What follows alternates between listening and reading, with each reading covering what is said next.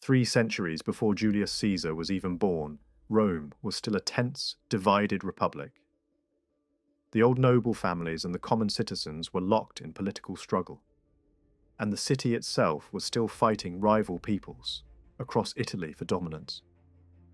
It was in this half-formed, hardening world that Rome first collided with the force that would haunt its imagination for generations: the Gauls. For years, waves of Celtic migrants had been spilling through the Alpine passes. Like a flood, they spread across the wide plains of northern Italy, seized rich farmland and drove older powers out of their strongholds. They pushed over the River Po and deeper into Etruria, pressing south in search of land, wealth, and opportunity. Then came the moment Rome would never forget. In 390 BC, a Roman army was smashed at the River Allia. With the road open, the Gauls marched straight to the city and broke through one of its gates. Rome was sacked and burned, and the news echoed across the known world. Yet the shock did not destroy Rome. In a strange way, it forged it. The humiliation became a scar that hardened into purpose. Rome rebuilt, tightened its alliances in Latium, and strengthened its claim to lead Italy. The Gauls returned again and again to raid and plunder during the next century. But the pattern began to change. Rome learned how to resist. Each time the invaders came back, Rome grew tougher, more disciplined, more determined to become the shield of Italy. Still, fear lingered. The name Gaul carried a menace that never fully faded, and Rome's enemies knew it. When Italy trembled through one of the most decisive moments of Roman history, the last great Samnite War, a desperate coalition formed. Samnites, Etruscans, and Gauls, all trying to crush the rising republic. The attempt failed, but the danger did not vanish overnight. In the violence that followed, Gallic mercenaries even helped wipe out a Roman army near Arretium. Only after Rome defeated and expelled the Senones, and then crushed the Boii who rushed to avenge them, did the Republic finally begin to feel safe from sudden invasion. As Rome secured Italy, its ambition inevitably turned north. The Alps were no longer just a barrier, they were a frontier line that Rome meant to control. The rich plain of the Po was too valuable to leave in hostile hands. The Gauls resisted fiercely and even struck first, reinforced by roaming warriors from beyond the mountains. They poured into Etruria again, plundering and burning. Rome was caught off guard, but it recovered in time to meet them in a major battle near the coast. That victory stopped the invasion, and within a short time, Roman armies forced their way to the far bank of the Po. Northern strongholds fell. Milan was captured. New Roman colonies were planted like nails driven into the soil, fortresses designed to hold the land permanently. But then the war that shook the Mediterranean arrived. Hannibal descended into Italy, and the Gauls, bitter from Roman pressure, rallied to him. For a while it looked as if Rome's northern conquest might collapse completely. Yet when Rome survived and eventually won that struggle, it turned back to finish what it had started. The Gauls understood what was coming and made one last push for freedom. Cities were attacked, colonies were threatened, and Roman relief armies were mauled in brutal fighting. But the Gallic tribes could not hold a united front for long. Help from beyond the Alps never arrived in time. Rivalries and betrayals broke their alliances. One by one, tribes were forced into treaties that allowed them to keep some local structures, but placed firm limits on their future. In the south, the Boii fought with desperation, but repeated defeats shattered them. Large parts of their land were taken, settlers poured in, and over time the survivors were absorbed into an expanding Italian world. While Rome pushed outward across the Mediterranean, another strategic problem remained: access to Spain. Without full control of the southern coast of Gaul, Rome had no reliable land route west. That changed when a Greek city on the coast appealed for help against local tribes. Rome stepped in as protector, but it stayed as conqueror. Campaigns crushed mountain peoples near the coast. Later wars brought the larger tribes under Roman rule. Alliances were signed with certain Gallic groups who wanted Roman backing against their rivals. Other tribes resisted and were met with overwhelming force. A decisive battle near the meeting point of two great rivers shattered Gallic power in the region. After that, Rome held the lower valley and could push its military base deeper into Gaul. This is how a new Roman-controlled zone took shape along the Mediterranean, stretching from the Alps toward the lands beyond the Rhone. Roads and fortresses locked the conquest into place. Tribute was demanded. Troops were recruited. Revolts flared, fed by heavy taxation and predatory moneylenders, but year after year the region was drawn tighter into Rome's orbit. Roman nobles acquired estates there. Merchants built warehouses, markets, and counting houses. A great port town rose into prominence and competed with older coastal centres. Even beyond the formal frontier, local rulers began receiving recognition from Rome, signs that the larger conquest of Gaul was already being prepared. When we picture Gaul at this time, we should not imagine the France of later centuries, with its bright vineyards, dense network of towns, and cathedral skylines. Much of the land was harsher and wilder. Swamps spread across low areas. Great forests darkened huge stretches of territory. And Gaul was larger than modern France, reaching into regions that today belong to Switzerland, Belgium, the Netherlands, and Western Germany. The people were not one nation. They were divided into broad cultural zones. In the southwest lived groups with deep ties to the Iberian world. In the northeast, closer to the Rhine, lived fierce communities shaped by constant pressure from Germanic neighbours. Across central and western regions lived the peoples most commonly thought of as Celtic. Yet even this simple map hides a far deeper story, because these lands had been inhabited, reshaped, and repopulated for an unimaginably long time. Long before written history, waves of different peoples had lived in Gaul. Over many thousands of years, hunters moved across a colder world beside mammoths and rhinoceroses. Later, new communities learned to settle, raise animals, and farm the soil. Over time, they built monumental tombs from massive stones, some hauled from astonishing distances. These were not casual piles of rock. They were planned, organized constructions that required leadership, labor, and belief in something beyond death. Networks of trade stretched wider than we might expect, carrying prized materials across rivers and mountain routes long before Rome ever arrived. Across different regions, strange echoes appear in the archaeological record.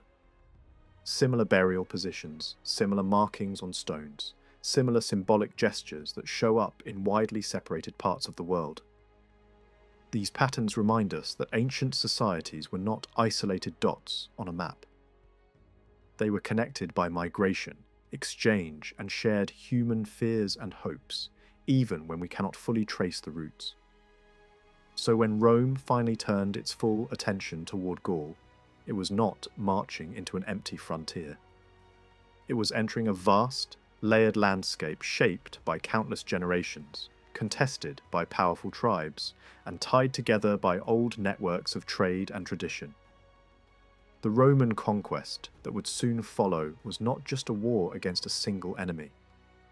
It was a collision between an expanding state and an ancient world with deep roots, long memories, and a history that stretched far beyond the reach of any Roman chronicle. Before Rome ever set foot beyond its borders, Gaul was already an ancient world shaped by deep time, long memory, and constant movement. This was not a raw wilderness waiting to be civilized. but a land layered with human experience stretching back thousands of years. Long before written records, people had lived, died, and rebuilt their lives across its forests, rivers, and plains. In the distant past, hunters roamed these lands in a colder age, following great animals across open landscapes. Over time, life changed. Communities learned to settle, to farm, and to raise animals. They cleared forests, shaped the land, and built monuments for their dead.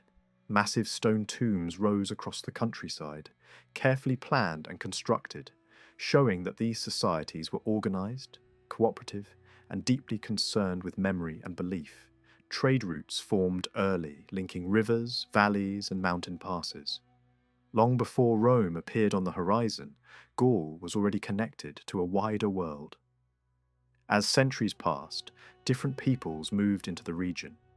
In the south and east lived communities tied closely to the Mediterranean and northern Italy. Along the western and southern edges, groups with strong links to the Iberian world took root. In the interior and north, waves of Celtic-speaking peoples arrived, spreading gradually across the land. These newcomers did not erase what came before them. They mixed with older populations, absorbed traditions, and reshaped them.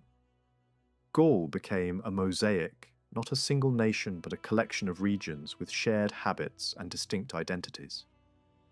By the time Rome began to take notice, Gaul was divided into broad cultural zones rather than unified states. Some communities lived close to the Rhine and were hardened by pressure from Germanic neighbours. Others occupied the central and western lands, forming what outsiders most readily recognised as Celtic Gaul. In the southwest, older populations maintained customs and languages different from their northern neighbours. These divisions mattered, but over generations of shared experience, trade, and conflict, common traits emerged. The people of Gaul were known for their intensity and emotion. They were quick to react, eager for glory, easily stirred by rumour or excitement. Victory made them bold and proud, while defeat could plunge them into despair just as quickly. They loved display and reputation, valued personal courage, and placed enormous trust in religious leaders. Discipline did not come easily to them, yet when they followed a strong and respected leader, they could show remarkable loyalty and endurance. Their world was far more developed than Roman stereotypes suggested. Large, fortified settlements crowned hills across the landscape, serving as political and military centres. Below them lay open villages and farming communities spread across fertile plains. Houses were built from timber and woven walls, spacious and well-roofed. Fields of grain stretched across the countryside in summer, and livestock grazed along river valleys and forest edges. Trade was everywhere. Roads linked settlements, rivers carried goods, and tolls were collected along major routes. Merchants travelled long distances, moving metals, tools, ornaments, and luxury items across regions. Gold jewellery from the far west, finely worked weapons from the east, and imported goods from Italy and Greece all circulated within Gallic society. Wine from the Mediterranean was especially prized, and wealthy chiefs would trade slaves for a single jar. Gallic craftsmanship was sophisticated. Metalworkers produced ornate weapons, armour, and jewellery decorated with flowing curves and bold designs. Helmets were shaped into animal forms, shields were brightly adorned, and warriors went into battle dressed in striking colours. Chiefs displayed their wealth openly, wearing gold rings, bracelets, and heavy neck ornaments. Women used polished mirrors and fine personal items, showing a taste for elegance as well as practicality. Coins were minted by individual tribes, and writing was not limited to priests alone. Greek and Roman letters were used for records, lists, and messages. Some communities even sent their sons to Mediterranean cities to study, returning home with foreign learning and habits. Contracts were sometimes written in Greek, and literacy had spread far beyond what Roman observers expected. Religion lay at the heart of Gallic life. The natural world was sacred. Forests, rivers, springs, and the sun itself were honoured through ritual. Stone figures and idols appeared across the land, reflecting beliefs shared across wide regions of Western Europe. Burial customs reveal a deep concern with the soul and the afterlife. For long periods, cremation was common, perhaps reflecting the belief that fire freed the spirit from the body. By the late Iron Age, Gaul was prosperous, populous, and confident. Its people were not isolated villagers, but participants in a complex world of trade, belief, and power. They had strong leaders, established customs, and a sense of identity shaped by generations of shared experience. Gallic coins deserve a spotlight, because few traces of the late Iron Age reveal so much about how these people lived, traded, fought, and thought. Long before Caesar marched into Gaul, local rulers were already striking money that carried messages as well as value. The earliest Gallic gold coins began as bold imitations of foreign power. In the early 3rd century before Christ, traders brought gold staters, linked to Macedon into the Western Mediterranean world, and the idea spread inland through coastal gateways. At first, the Gallic versions copied the look of those coins almost entirely, sometimes even keeping a distorted version of the original royal name. But over time, the copies stopped being copies. They became local statements, minted for local needs, in a local style. By the middle of the 2nd century before Christ, a major change took place. Many Gallic leaders began placing their own names on their coins. That may sound ordinary, but it signals something important. A ruler who stamps his name on metal is announcing authority in a way that travels farther than any messenger can. Some of those named figures later appear in Rome's war stories, which means these coins are not just artifacts in a museum. They are fingerprints of real power. In a few cases, the value attached to certain issues became legendary, as if the coin itself carried the weight of a rebellion, a kingdom, or a reputation. The writing on these coins also shows a society standing at a crossroads. In some places, Greek-style lettering appears beside Latin forms, sometimes mixed in clumsy or confusing ways, as if engravers were experimenting with scripts they had only half mastered. That blend tells you how ideas moved across borders. As Rome expanded into southern Gaul and planted settlements along the Mediterranean coast, Roman money began circulating in the region, and Roman taste began to seep into local design. You can see it in the symbols the Gauls chose, including mythical creatures borrowed from Mediterranean imagery.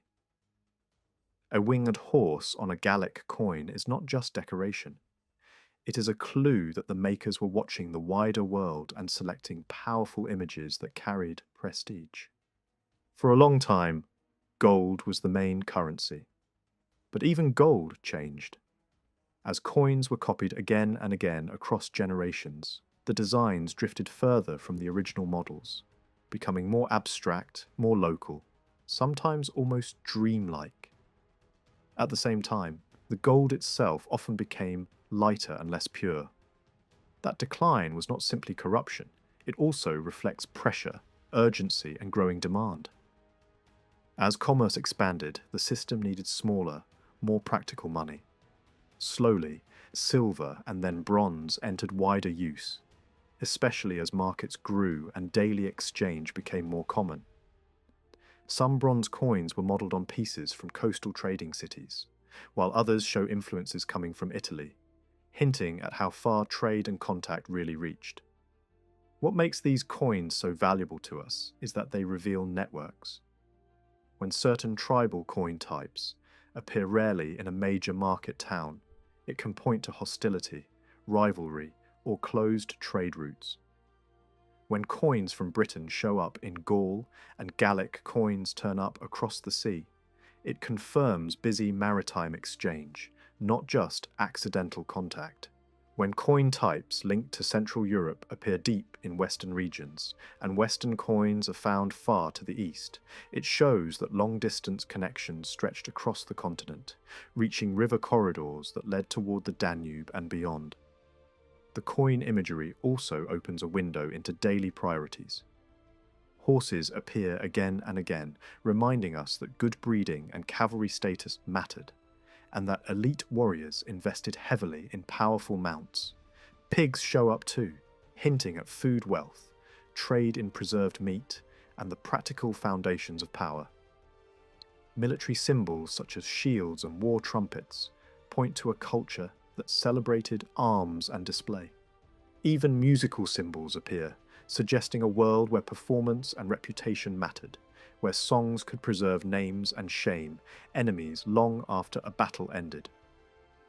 There is another detail that changes how we imagine Gallic towns. The coins found in major strongholds tend to cluster in the final century or so before Rome's conquest. That pattern suggests that many of the fortified hilltop centres famous from Caesar's campaigns were not ancient cities stretching back forever, but relatively recent fortifications built under fear and pressure in an age of invasions and crisis. In other words, Gaul wasn't only building wealth, it was building defences, it was reorganising itself for survival. One place shows this transformation especially well: the Aeduan stronghold on a high mountain ridge, a major centre of trade, politics, and industry. Excavations have uncovered streets, workshops, and defensive walls. The sheer number and variety of coins found there reveals a community plugged into many commercial routes. It was not just a fortress. It was a working town with specialised crafts, busy exchange and imported luxury goods that local artisans quickly learned to copy and reproduce. Even more striking is that a fortified town far to the east, hundreds of miles away, shows the same industrial fingerprints. Similar pottery, similar ornaments, similar tools, and closely related coin styles appear in both places. That kind of match is hard to dismiss as coincidence. It suggests that design, craft methods, and perhaps even specialists themselves travelled across Europe through trade. The late Iron Age was not a series of isolated pockets. It was a connected system, and coins are one of the clearest proofs. But prosperity did not automatically create unity. In many parts of Gaul, growing wealth and foreign contact weakened older social strength, without replacing it with stable institutions. The political system revolved around tribes, and those tribes were often made up of smaller districts with their own leaders and local interests. Councils existed, and kings had once ruled in many places. But in some regions, monarchy had been replaced by annually elected officials or tight aristocratic control. The result was often a fragile balance. Executives were limited, rival nobles competed constantly, and smaller communities sometimes acted on their own, undermining wider policy. Power rested heavily with elites. Great nobles surrounded themselves with loyal followers, dependents, and debt-bound clients. Protection was not guaranteed by the state. It was often something you received only by attaching yourself to a powerful household. This created a hard reality for ordinary people. Tax burdens and debt pressure pushed many into dependence, shrinking the space for genuine political voice. Meanwhile, ambitious strongmen could exploit unrest, arm private bands, buy support, and seize control, only to trigger another cycle of fear and revenge. Across Gaul, disunity remained the great weakness. Alliances formed, leagues appeared, some tribes dominated their neighbours for a time, and a few leaders came close to building something larger. But supremacy rarely hardened into lasting authority. Any noble who reached too high risked being accused of trying to revive hated kingship. And suspicion could turn deadly. The land was crowded with exiles, failed plotters, and outlawed warriors, men who lived by force because politics gave them no place. Local wars flared constantly. Factions split towns, families, and entire regions. People chose sides, backed patrons, followed rival leaders, and fought for parties more often than for the idea of a united state. And yet beneath this chaos there was potential. Gaul was not doomed by nature.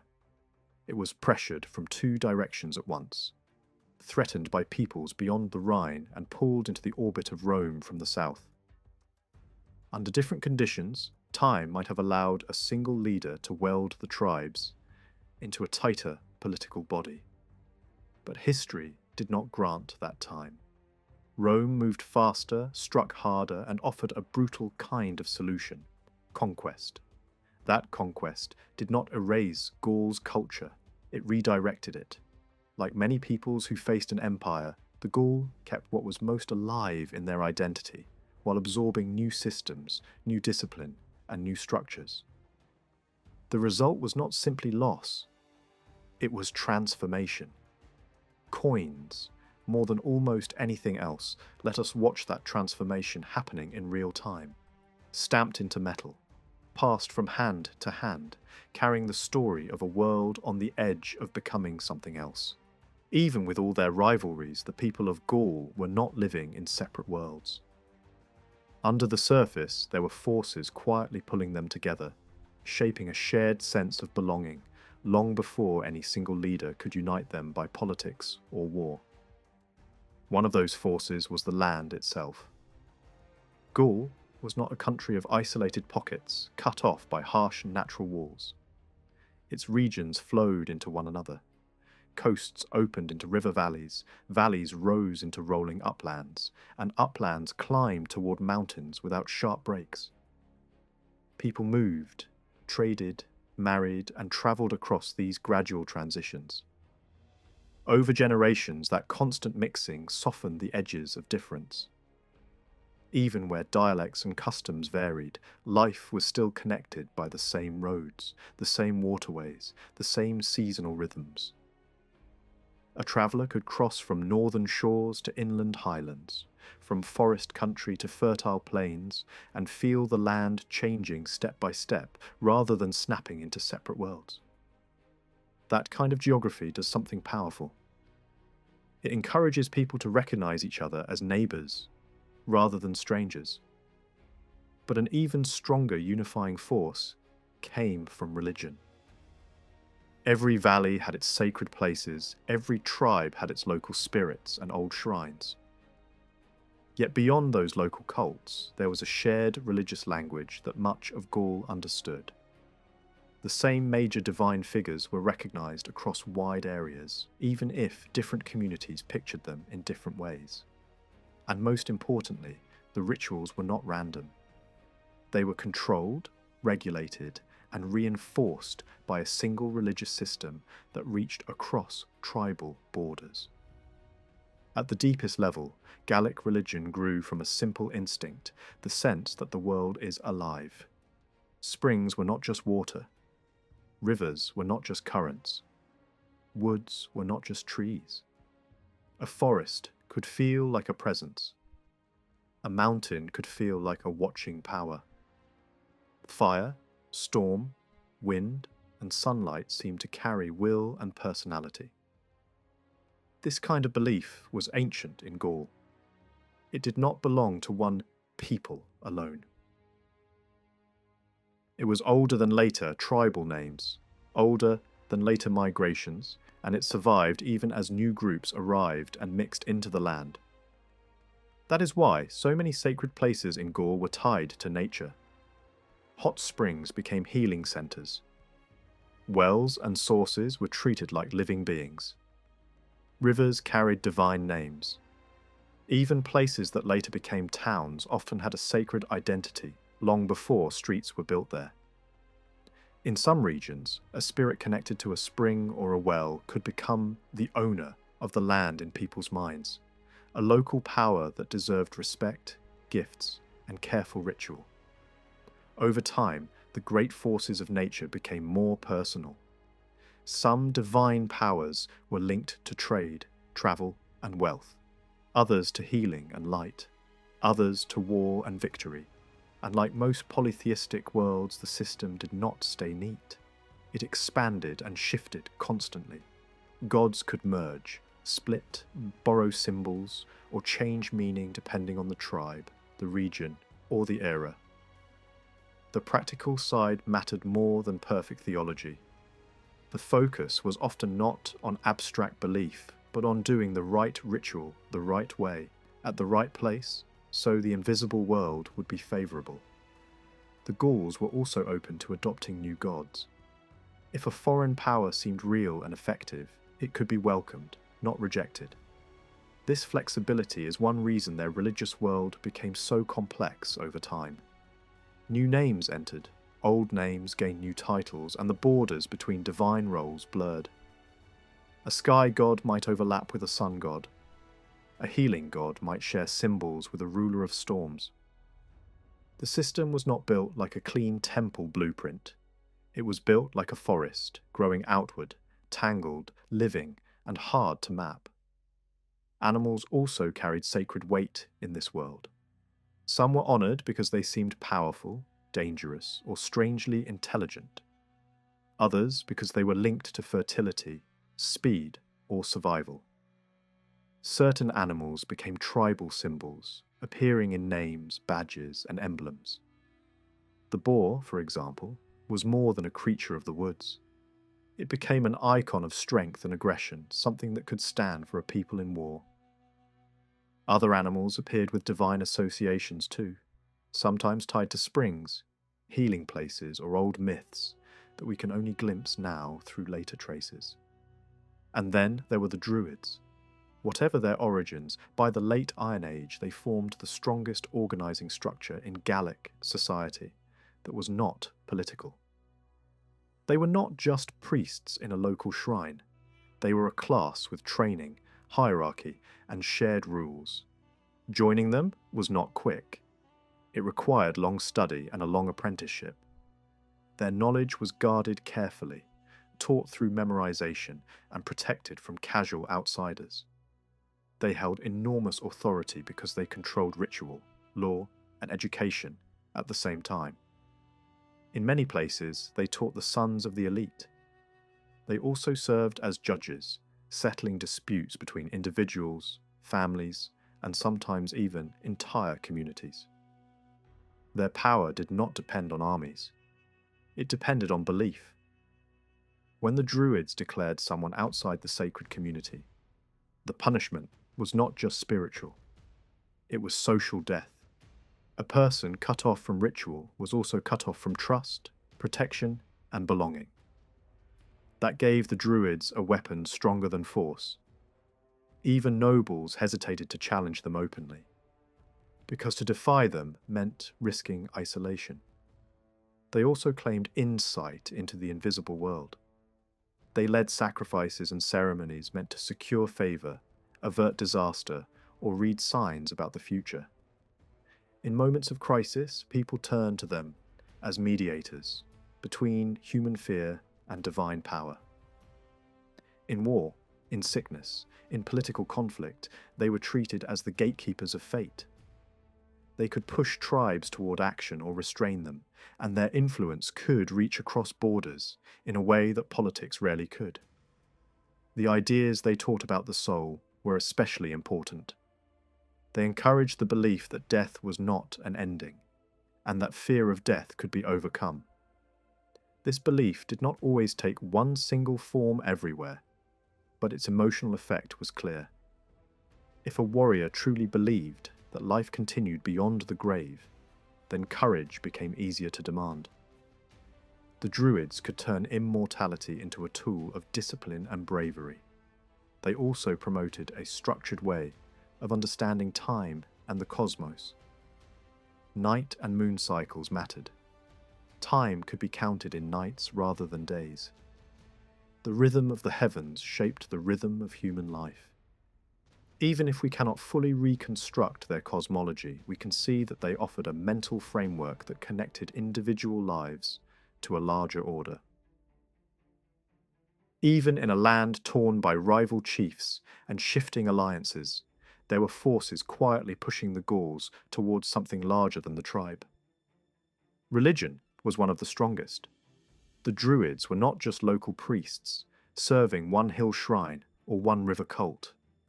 They formed a disciplined caste, closed to outsiders, trained through long study, and bound together by shared rules. As long as people accepted their authority, the Druids could oversee countless local beliefs without losing control.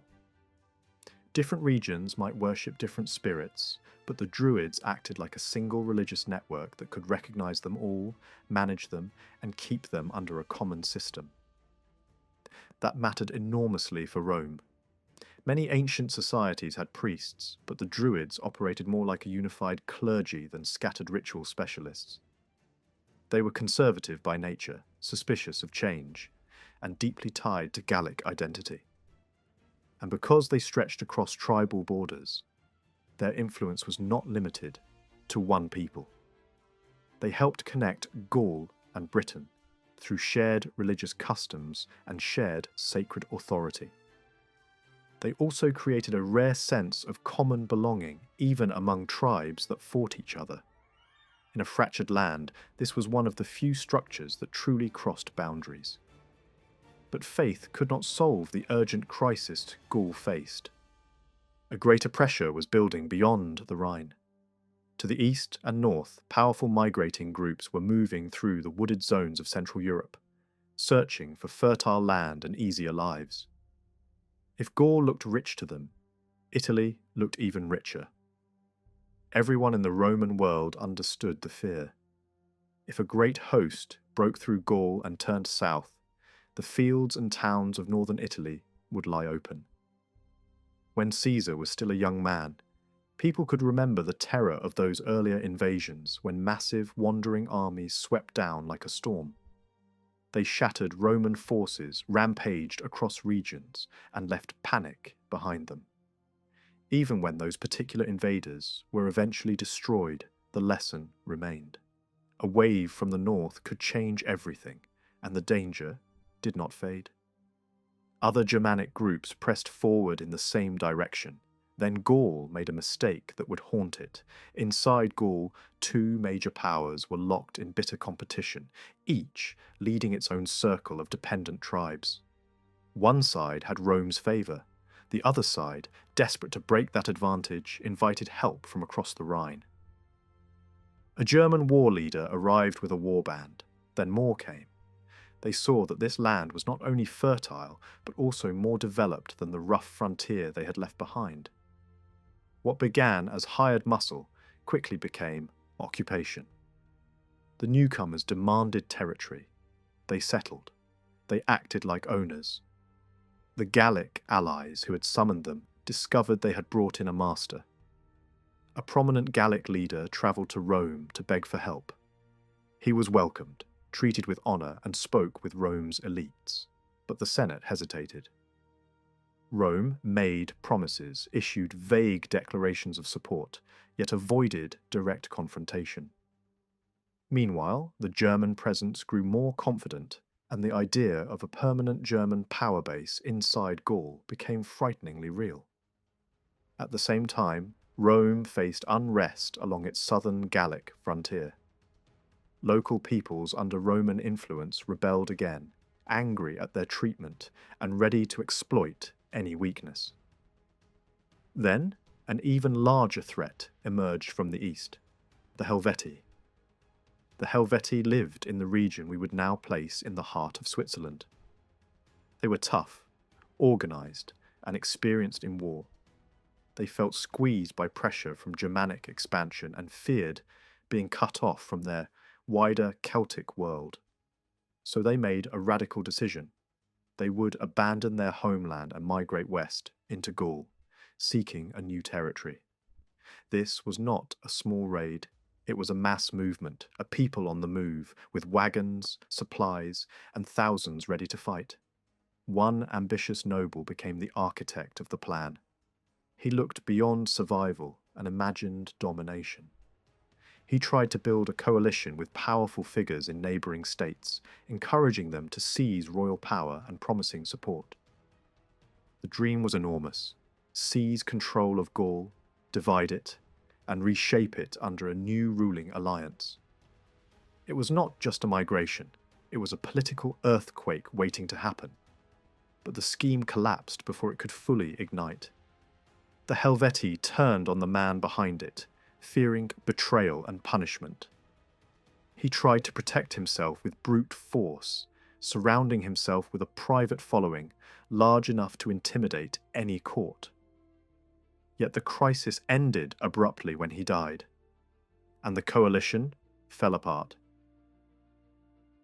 Still, the larger movement did not die with him. The Helvetii continued preparing. They gathered wagons and animals, stored grain, and committed themselves to leaving. Diplomacy failed. Rome could not talk this away. If that migration surged into Gaul, it would destabilize the entire region. It would also leave empty lands behind, and everyone knew who would rush in next. Germanic groups would fill the vacuum, pushing dangerously close to Italy. Rome's leadership hesitated. Some feared the scale of the crisis, others feared empowering the wrong man to solve it. Then the decisive figure stepped forward. In the year Caesar held the highest office at Rome, political chaos was rising at home. But the frontier crisis demanded action. Rome made clumsy moves, even granting honours to a Germanic war leader it should have been resisting, likely hoping to keep him calm until a stronger response could be organised. The state was trying to buy time. Soon Caesar received command in the northern sphere of Roman power. He now held authority over the regions bordering Gaul and access to the frontier where the next disaster could begin. He also inherited a professional army, not a temporary citizen levy. These were trained soldiers accustomed to long campaigns, hard marching, and constant construction. They could build a fortified camp at the end of every day. They carried tools as well as weapons, because a Roman army was also a moving machine for roads, trenches, walls, and siege works.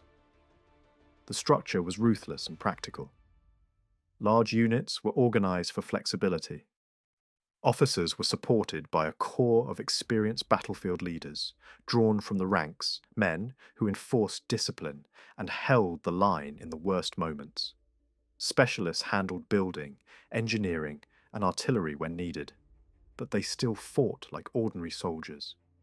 The army travelled with animals, handlers, servants, traders, and suppliers. Wherever it moved, an entire shadow economy followed, ready to buy loot and sell necessities. What Caesar planned to do in Gaul was not something he spelled out in advance, but the logic of the situation was clear. If Rome did nothing, Gaul could become a corridor for northern invaders. If Germanic power rooted itself west of the Rhine, Italy would again be at risk. Caesar understood that the frontier was not just a border, it was a warning line. He also understood something else. A commander like him did not need to wait for perfect permission in a paralysed political system. He could move faster than the Senate, act first, and justify later. Whether he intended from the start to build a new Roman province, or whether he was prepared to expand step by step as opportunities opened, the result was the same. He was entering a land in crisis where migration, civil rivalry, foreign intrusion, and Roman fear were about to collide. In the middle of March, word reached Caesar that the crisis everyone feared had finally begun. The Helvetii were moving. Not as a raiding party, but as a whole nation on the road, joined by neighbouring peoples and reinforced by allies who had wandered far from their original homes. They had stockpiled food for months, and then they did something that made their decision irreversible. They burned their own houses behind them. There would be no going back. Their destination was the west, but their first obstacle was the Roman-controlled corridor near Geneva, where the Rhone guarded the entrance. Caesar reacted with the speed of a man who understood that delay could mean disaster. He left Rome at once, raced north, crossed the Alps, and took command on the frontier. At Geneva, he destroyed the bridge that would have allowed the migrants to cross easily, then began gathering more troops. Helvetian envoys arrived with polite words, claiming they only wanted safe passage through the Roman province and promising not to cause harm. Caesar had no intention of letting a moving population that huge march through territory Rome was responsible for. But he needed time, so he stalled, gave them a date for a formal reply, and used every day to prepare. While negotiations dragged on, Caesar turned the riverbank into a barrier. Along the stretch between the lake and the narrow gateway, where the Jura presses close to the Rhone, he built a chain of defences wherever the terrain was vulnerable. Soldiers were placed behind the works, ready to concentrate wherever the Helvetii tried to force a crossing.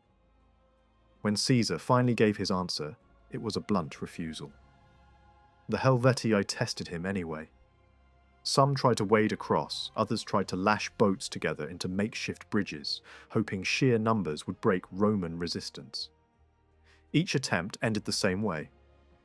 Concentrated fire, sharp countermoves, and bodies drifting back in the current. The river held. Blocked from the Roman route, the Helvetii turned to the only remaining path. A narrow road squeezed between cliffs and river, passing through a choke point under the Jura before entering the lands of the Sequani. That corridor was so tight that wagons could only pass one at a time. If the Sequani resisted, the migration would stall and collapse. At first, they refused. Then a powerful Gallic noble stepped in as broker. Through influence, deals, and pressure, he secured permission. Hostages were exchanged, promises were made, and the great column began to snake along the Rhone Valley, heading deeper into Gaul. Caesar didn't follow them immediately with the force he had on hand. He understood the math. A moving mass like this could outnumber him, and its size made it dangerous even without a formal battle. He needed more legions. So he left a trusted commander to guard the Rhone defences, then hurried back across the Alps to raise new troops and pull veteran units from winter quarters. He returned by hard mountain roads, pushing through hostile highland tribes that tried to ambush the column. He broke their resistance again and again, forced the passes, and came down into Gaul with a larger army just as the Helvetii were beginning to spill into the heartland. He arrived just in time to see the damage. Much of the Helvetian host had already crossed the Saône and was stripping the countryside of grain and livestock. The Aedui, Rome's long-standing allies, begged Caesar for help. Their internal politics had shifted the moment Caesar appeared. Leaders who favoured cooperation with Rome rose again, and agreements were made to supply the Roman army.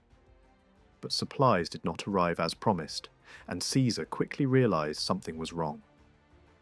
Behind the polite speeches of allied chiefs, another faction was quietly sabotaging him, telling the people that Roman help would end in Roman domination. Before that political problem could be fully solved, Caesar struck with a soldier's instinct for opportunity. Part of the Helvetian force was still on the eastern bank of the Saône, clustered around boats and crossing points. Caesar marched at night, used the landscape to hide his approach, and hit the rearguard at dawn as they crowded toward the river. It was a sudden slaughter that shattered morale and scattered survivors into the woods.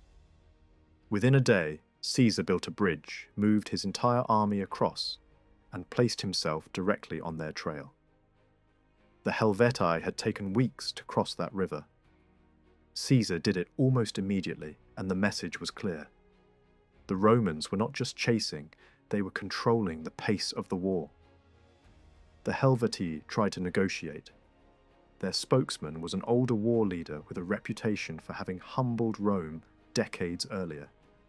He offered a deal. The Helvetii would settle wherever Caesar ordered if he would leave them alone. But he also hinted at threats, reminding Caesar that Romans had been defeated by Helvetian arms before. Caesar answered coldly. He would consider peace only if the invaders repaid the damage they had done, compensated the communities they had devastated, and handed over hostages as proof. The Helvetian reply was pure pride. They said they were not a people who gave hostages. They received them. So the migration continued, and Caesar followed. For days, the two forces moved like shadows a few miles apart, the Roman cavalry watching the vast wagon train stretching across the landscape. Skirmishes flared, then died. Caesar refused to be pulled into a reckless fight. He wanted a decisive battle on ground of his choosing. Meanwhile, his supply situation worsened. He depended on Allied support, but those shipments kept failing. Finally, a leading Aeduan official confessed the truth.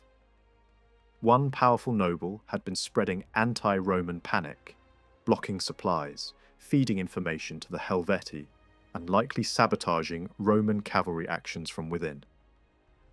Caesar faced a dilemma. He could punish the man and risk turning his allies against him at the worst possible moment, or he could swallow the insult until he had victory and authority to spare. He chose restraint. He issued a harsh warning, quietly placed the suspect under surveillance, and kept moving.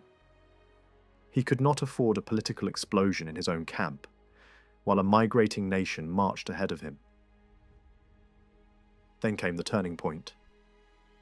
Running low on food, Caesar broke toward Bibracte, a major Allied stronghold where grain stores could save his army. The Helvetii saw the movement and misread it as fear. They turned back aggressively, hoping to cut him off and crush his rear. Caesar immediately shifted from pursuit to battle formation, pulling his legions onto a strong hill position and ordering his newer troops to secure the top and build defences around the baggage. The Helvetii attacked in dense masses, shields locked, climbing the slope with the slow force of a battering ram. Caesar's veterans held steady. At the right distance, the Roman line released its javelins in a single brutal storm. Shields were pierced, weapons bent, formations broke. Then, the legions surged forward with swords drawn. The first Helvetian push collapsed and rolled back. But fresh fighters struck the Romans from the flank, near the wagon train where Allied groups had arrived late and threw themselves into the fight. The battlefield became a grinding, close-quarters struggle that lasted for hours. Step by step, the Roman line absorbed the shock. Units rotated, tired ranks replaced by fresh ones, and the formation held like a machine. The Helvetii were forced uphill again. Their allies fell back behind the wagons and tried to make a last stand, turning the wagons into a wall, stabbing through gaps, hurling stones and spears, even dragging non-combatants into the defence. But by nightfall, the Romans broke through. The wagon barrier collapsed. Panic spread into the darkness. The Helvetian host fled, no longer a confident migration but a shattered people running for survival. Caesar could not pursue immediately. His men were exhausted, the dead lay everywhere, and a disease outbreak among allies was a real danger if bodies were left unburied. But he did not let the fugitives recover. He sent riders ahead to warn communities not to feed or shelter them. After a short pause, he resumed the chase. The Helvetii, starving and broken, finally sent envoys to surrender. Caesar ordered them to stop and wait. When he arrived, he demanded hostages, the surrender of weapons, and the return of those who had escaped into their camp. A group tried to slip away under cover of night, aiming for the Rhine. Caesar forced local peoples to hunt them down and bring them back. Those caught were treated without mercy, as enemies rather than surrendering migrants. Then, Caesar made the final decision that revealed his wider strategy. The Helvetii were not wiped out. They were sent back to their original homeland. The reason was simple. An emptied Switzerland would become an open door for Germanic expansion. Rome needed a buffer, so Caesar rebuilt the barrier by restoring the Helvetii to their lands, ordering neighbouring communities to provide them with grain. Some allied groups were resettled under Roman-friendly supervision, placed where their strength could serve Roman interests. Caesar's defeat of the Helvetii sent a shockwave through central Gaul. If the migration had succeeded, it would have crushed local powers, broken old alliances, and left whole regions exposed. Most Gallic elites understood that immediately. Whatever they thought of Rome, they feared chaos even more. So the mood shifted fast.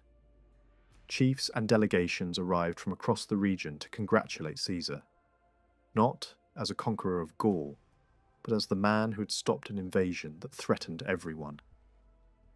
Behind the celebrations, though, they had a harder request to make, and they wanted it handled quietly. A broader council was called to coordinate the meeting, and once the public business was done, the leaders asked Caesar for a private audience. They insisted on secrecy, warning that if their message spread, they and their families would suffer. Then one spokesman laid out the real danger. A German warlord, Ariovistus, had planted himself inside Gaul, first as a hired ally in local rivalries, then as a master. He had beaten major coalitions, taken hostages, forced tribes to pay tribute, and carved out fertile land for his followers. German reinforcements kept coming, and the Gallic leaders believed that, if nothing changed, their own people would be pushed out of their country within a few years. Some tribes had already been compelled to surrender huge portions of their territory, and new arrivals were demanding even more. The meeting nearly turned into an ambush. Germans edged forward and began throwing stones at Caesar's escort. Caesar pulled back without striking, refusing to give Ariovistus an excuse to claim betrayal. A second attempt at negotiation collapsed as well.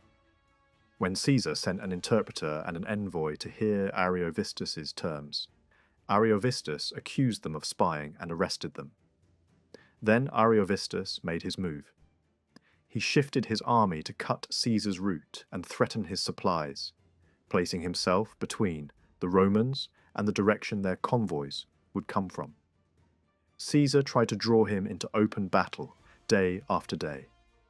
Ariovistus refused, preferring to let hunger and isolation weaken the legions. Skirmishes broke out, especially between cavalry units supported by fast German foot soldiers, who ran alongside the horses and protected them in retreats. Still, Ariovistus would not commit, so Caesar acted. He marched in a tight, battle-ready formation and built a second camp closer to the Germans, forcing the issue and reopening space for maneuver. Ariovistus attempted to storm this smaller position but failed, withdrawing only at sunset. Captured prisoners revealed something Caesar could use. Ariovistus's people were delaying a major battle for religious reasons, waiting for the right phase of the moon. That superstition created a window. At dawn, Caesar moved.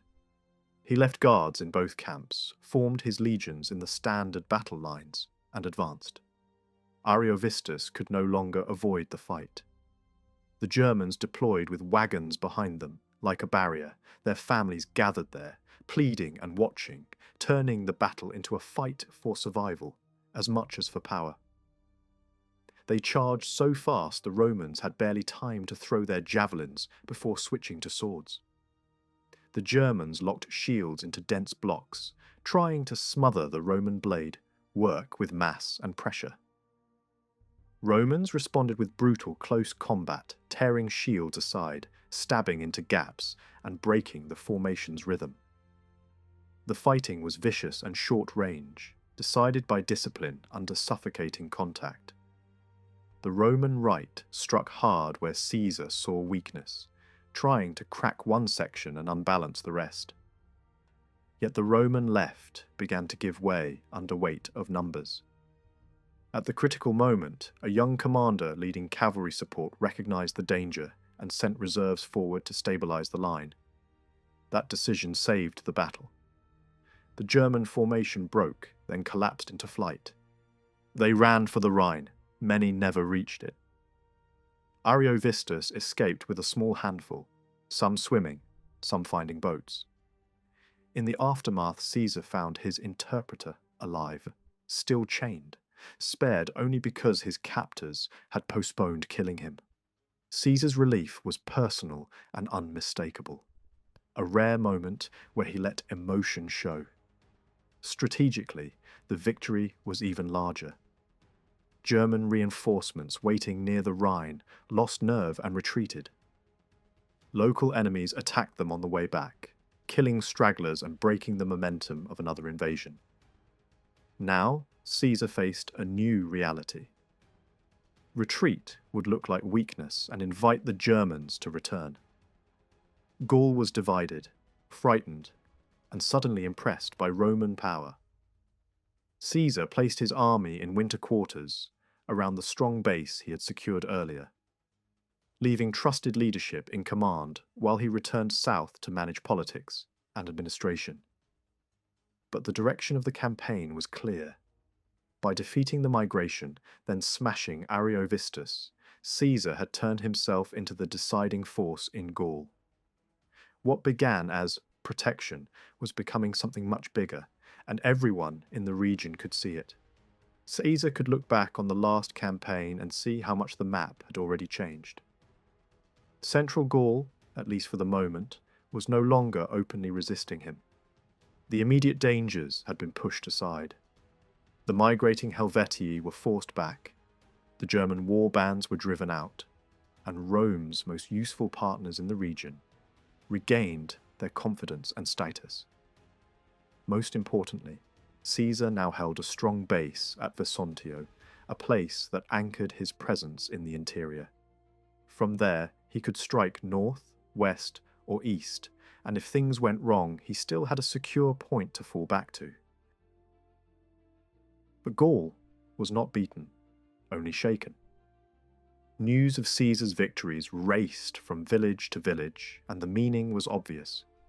If he could crush the Helvetii and break Ariovistus, he could eventually absorb everyone. During the winter, reports began to circulate that the Belgae, the tough warrior peoples of the north, were forming a coalition. Hostages were exchanged between tribes as a pledge that none would back out. Their fear was simple. Caesar would finish the rest of Gaul first, then march on them. Some leaders urged resistance out of pure independence. Better to face Rome now than accept Roman protection that would turn into permanent occupation. Others were driven by ambition and chaos, men who thrived in instability and knew that Roman law would end their private armies, their violent feuds, and their chances at seizing crowns. Caesar answered before the storm could fully gather. He raised fresh troops in northern Italy at his own expense, sent them ahead to reinforce his army, and as soon as spring made campaigning possible, he crossed the Alps and returned to Vesontio. He ordered nearby tribes to gather intelligence, secured grain routes, and marched hard toward the Belgic frontier. After roughly 2 weeks on the move, he reached the region of the Marne, arriving so quickly that the northern coalition was caught off guard. They had expected a slow Roman build-up, not an early strike. That surprise created an opening. One Belgic people, the Remi, chose a different path. They were smart enough to see that Caesar's arrival could shift the balance of power in their favour, especially against stronger neighbours who dominated them. Envoys came into Caesar's camp offering submission and support. Caesar welcomed them, but he demanded guarantees. Their leaders had to present themselves, and hostages had to be handed over from the noble families. In return, the Remi fed him crucial information. The Belgic tribes were confident, boasting that earlier invaders had never truly mastered their lands. They had chosen a commander, gathered a vast army, and were moving to meet Caesar. Caesar knew his weakness. He had far fewer men than the numbers being claimed, and even if those figures were exaggerated, the enemy still outmatched him. So his goal was to avoid being swallowed by a single massive force. He encouraged pressure against the coalition's rear to force tribes to protect their own homes, and he chose ground that made the Belgic advantage harder to use. He crossed the Aisne and camped where a river protected his rear, and supplies could come in safely through friendly territory. He fortified the bridge, stationed troops to hold the crossings, and built a camp designed to survive a storm. The first real test came quickly. A Nervii stronghold to the north was attacked in the night, and its commander warned that he could not hold long. Caesar reacted immediately, sending light troops skilled with bows and slings. The attackers, unused to disciplined missile fire and unable to exploit the terrain, broke off the assault and turned to burning farms and villages instead. When Caesar saw their main campfires stretching for miles, he did not rush into a blind battle. He probed with cavalry, measured their behaviour, and waited for the right moment. That moment came when the Belgae tried to slip around his position and cut his lifeline. They found a ford and attempted to cross, aiming to destroy the bridge and sever his supplies. Caesar moved fast, striking them in the water with archers and slingers, then trapping those who made it across with cavalry. The attempt collapsed in blood and confusion. The Northern Coalition had no stable system for feeding such a huge army, and with supplies running down and rival tribes arguing about priorities, their unity began to crack. Some demanded to return home to defend their own territory. In the night, the coalition dissolved into a chaotic withdrawal, each group rushing to be first on the road. At dawn, Caesar confirmed it was a real retreat and launched pursuit. His cavalry and selected legions tore into the rear, and the flight turned into slaughter as panic spread forward through the columns. Caesar gave them no time to reorganize. He marched straight into the lands of key tribes and began taking their strongholds one by one. When the Romans built siege ramps, towers, and earthworks with relentless speed, several towns surrendered almost as soon as they understood what they were facing. Caesar demanded hostages and weapons, but he often spared communities that submitted quickly. He was building a reputation. Resistance would be crushed. Cooperation would be rewarded. Then came the most dangerous fight of the whole northern campaign. Deep in the rough country of the Nervii, a people proud of their harsh discipline and hostile to outside influence, Caesar's army marched into an ambush. The Roman column was stretched out, parts of the army were still building the camp, and soldiers were scattered collecting wood and digging trenches. Suddenly, the Nervii and their allies burst from cover, slammed into the Romans before helmets were fully strapped and shields uncovered, and chaos swallowed the hillside. For minutes it was a struggle to survive, not a planned battle. Units fought where they stood. Standards became rallying points. Caesar moved through the confusion, shouting orders, grabbing a shield, forcing frightened men back into line, calling centurions by name, making the ranks open so swords could work, and pushing a battered wing to hold. On one side, Roman legions drove attackers down to the river and chased them up the far slope. On the other, the Roman right nearly collapsed as the Nervii surged toward the camp itself. The baggage train panicked, camp followers fled, and even some allied horsemen rode away, believing the day was lost. What saved Caesar was discipline and timing. He stabilized the breaking sections, pulled threatened legions closer together so they could defend each other, and then reinforcements arrived. Fresh troops from the rear and a veteran legion striking into the enemy from another direction. The psychological shift was immediate. Men who had been wavering fought like they had been resurrected. The Nervii, trapped and refusing to yield, fought until they were wiped out in front ranks, then fought again from heaps of bodies, throwing back captured javelins until silence finally fell. The battle ended as suddenly as it began. An hour of terror and close combat that nearly destroyed Caesar's army and then, just barely, turned into victory. Afterwards, Caesar chose clemency for the remnants. Survivors, mostly the old, the women, and the children, were allowed to keep their land, and neighbouring tribes were warned not to prey on them. But Caesar's mercy had limits. A separate people, the Atuatuci, shut themselves into a fortress and negotiated surrender, then tried to break out at night with hidden weapons. Caesar had prepared for treachery, repelled the escape attempt, and when the town fell, he made a harsh example. The entire population was sold into slavery. The message was clear: submit honestly and live, betray and be erased. The season ended with Caesar's dominance expanding beyond the immediate battlefield. German groups across the Rhine, impressed and cautious, sent envoys to sound out terms. Yet not everything went smoothly.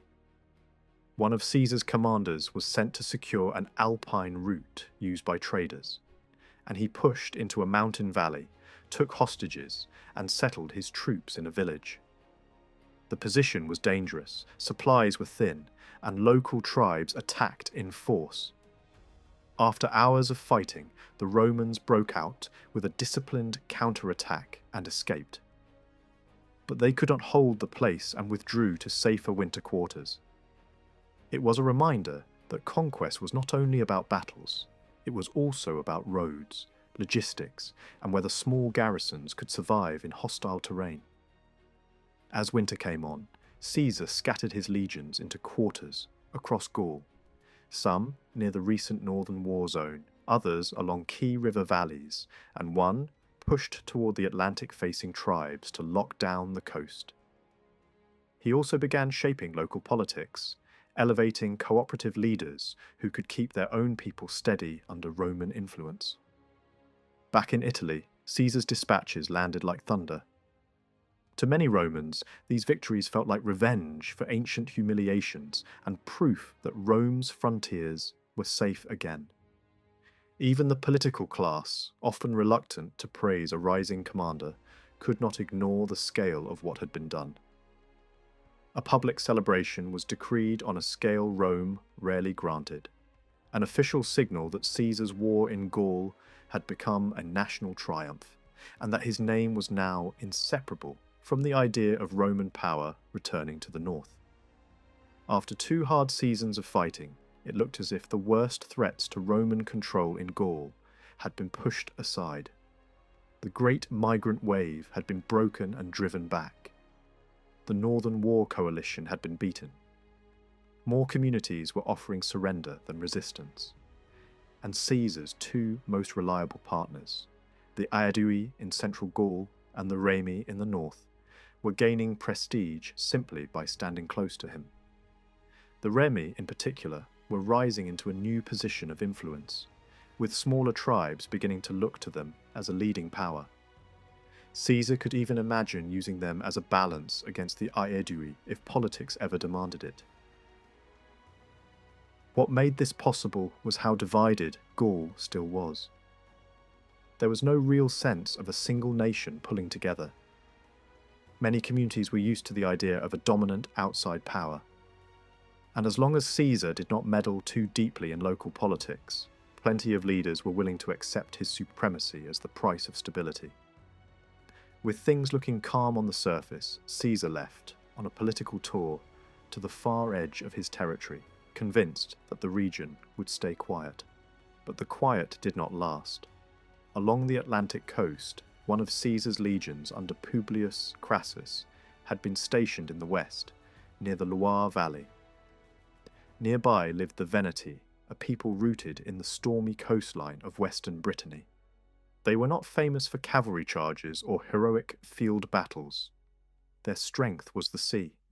They had experienced sailors, powerful ships built for rough Atlantic weather, and a trading network tied closely to Britain. Their wealth depended on controlling that sea traffic, and they did not want a Roman commander deciding who sailed where. At first they acted cooperative. They and other coastal tribes claimed they accepted Roman authority, and Crassus sent officers to arrange grain deliveries. But the Veneti began to regret their submission. They had heard rumours of Caesar planning a move toward Britain. To them, that sounded like a direct threat to their trade monopoly and their control of the Channel. So they made a bold move.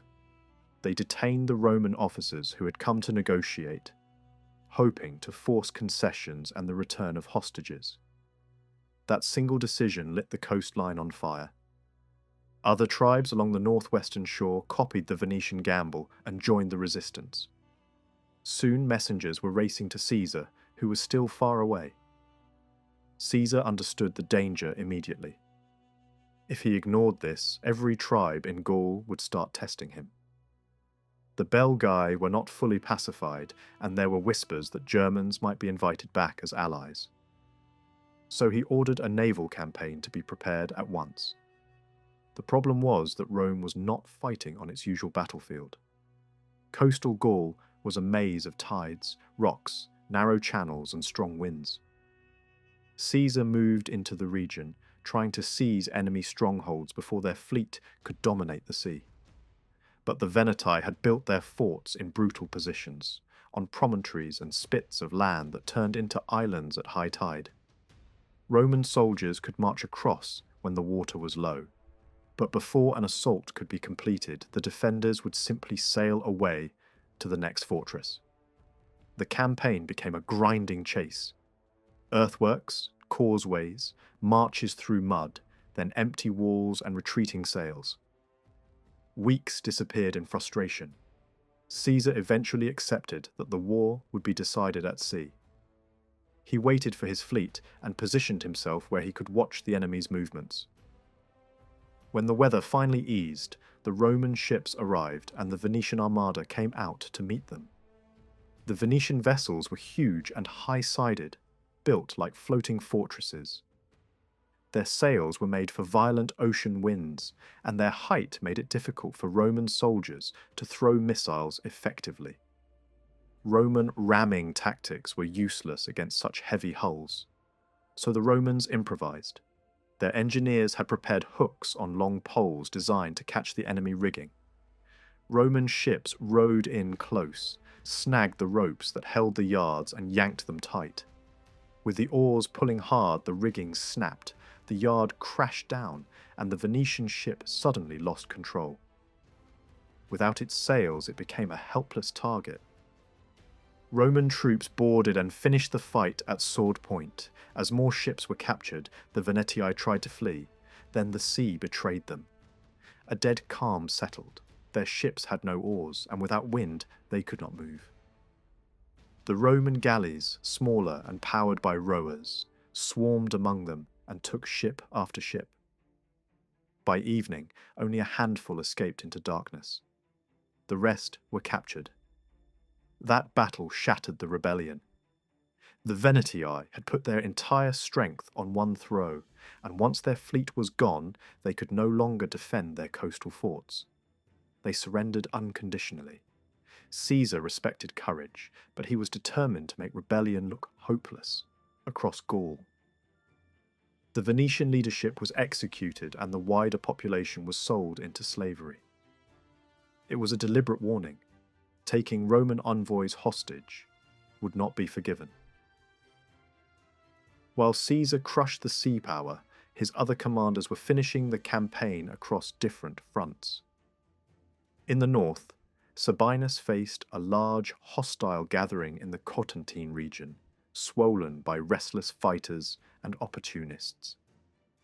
Rather than charge into a risky battle, he held a strong position and let impatience do the work.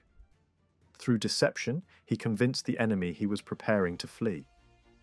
The hostile army rushed uphill toward the Roman camp in disorder, carrying brushwood to fill the trench. That was exactly what Sabinus wanted. Roman cohorts burst out from the gates, struck the attackers in the flanks, and turned the climb into a panic.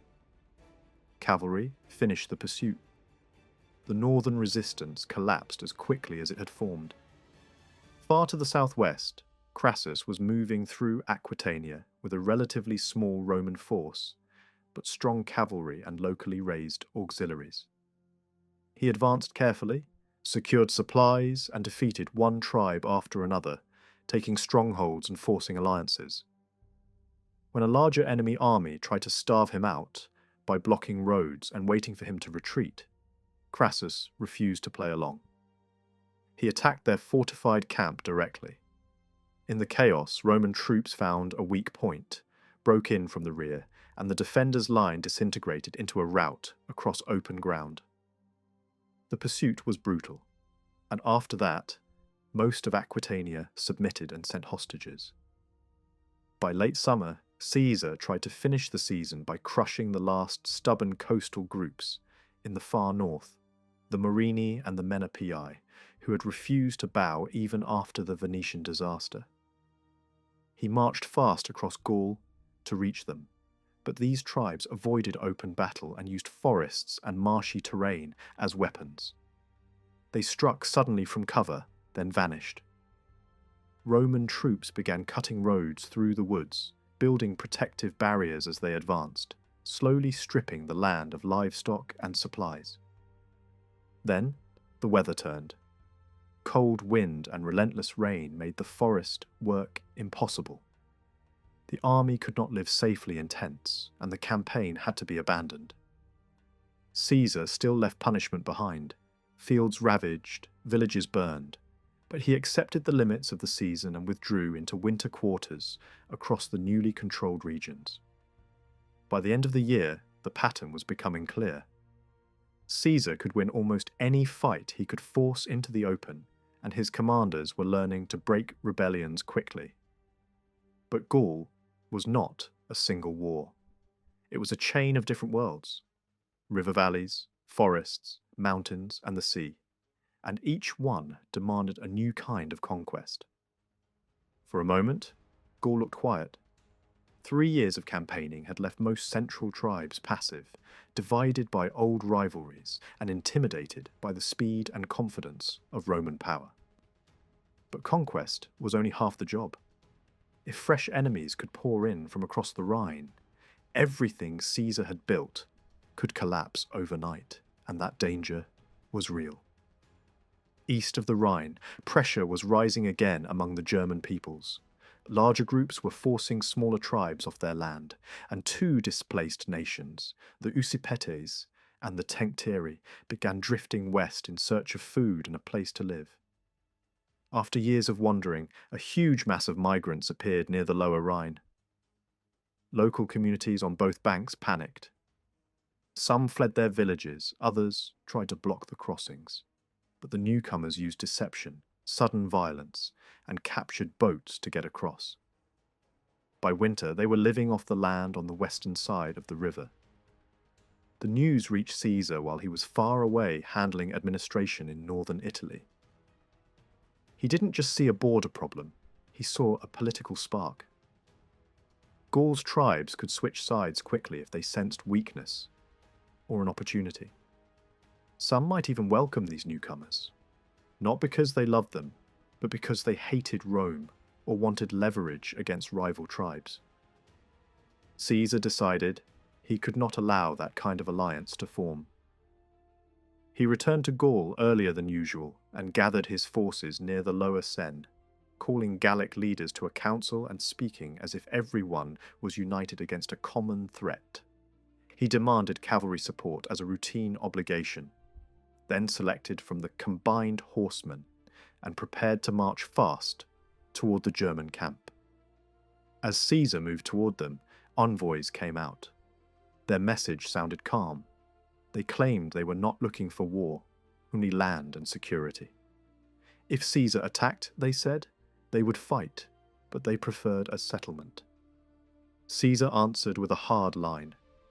He would not negotiate while they remained on Gallic soil. If they could not defend their own homeland, they had no right to seize someone else's. Still, he offered an exit. Cross back over the Rhine and settle among a friendly German community that had asked for Roman protection. The envoys asked for time to consider and urged Caesar to stop advancing.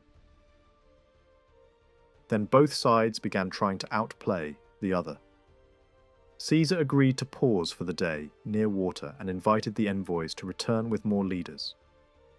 His aim was simple: bring senior figures close, keep them under control, and make the larger host easier to handle. At the same time, he ordered his own allied cavalry not to start trouble. It was supposed to be a tense pause. Instead, it exploded. A sudden cavalry strike hit the Gallic horsemen without warning. Riders were scattered, mounts were stabbed, and the fighting turned into a panic. When the survivors reached the Roman column, Caesar had his decision. In his view, the truce had been abused. Waiting now would only make the newcomers look bold and victorious, which could pull more Gauls toward them. The next morning, German leaders came into Caesar's camp claiming they wanted to explain the attack. Caesar seized the moment. He detained them, then marched straight for the Migrant camp at maximum speed. The legions arrived while the Germans were surrounded by wagons with families nearby, unready, confused, and suddenly leaderless. Resistance formed in pockets, but it collapsed fast. The scene became a rout, then a slaughter as people fled toward the rivers. Many were killed in pursuit, others tried to escape by plunging into the Rhine and were swept away by the current. The threat, at least for the moment, was erased. Back in Rome, Caesar's enemies attacked him politically.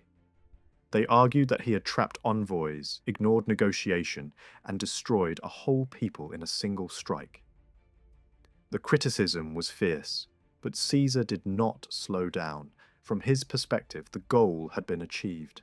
The Rhine frontier was quiet again, and the message to Gaul was brutal and clear. Rome would not tolerate new invasions or local alliances with them. Still, Caesar wanted to go further. If Germans could cross the Rhine whenever they pleased, he would show them that Rome could cross it too. He also had a practical reason. A neighbouring tribe had sheltered raiders and refused Roman demands. At the same time, one German group, friendly to Rome, begged him for protection against a larger hostile power deeper inland. Caesar chose a method that would terrify enemies and impress allies. He would not rely on boats. He would build a bridge. On a stretch of the Rhine where the current was strong and the river wide, Roman engineers began cutting timber and driving piles. It was a massive gamble in speed and discipline, but the work never stopped. Within roughly 10 days, a solid bridge stood across the river, braced against the force of the water. The legions marched over, and a Roman camp rose on the far bank. Caesar moved quickly through enemy territory. Some groups sent envoys, suddenly eager for friendship and safety. Caesar accepted their words but demanded hostages as proof.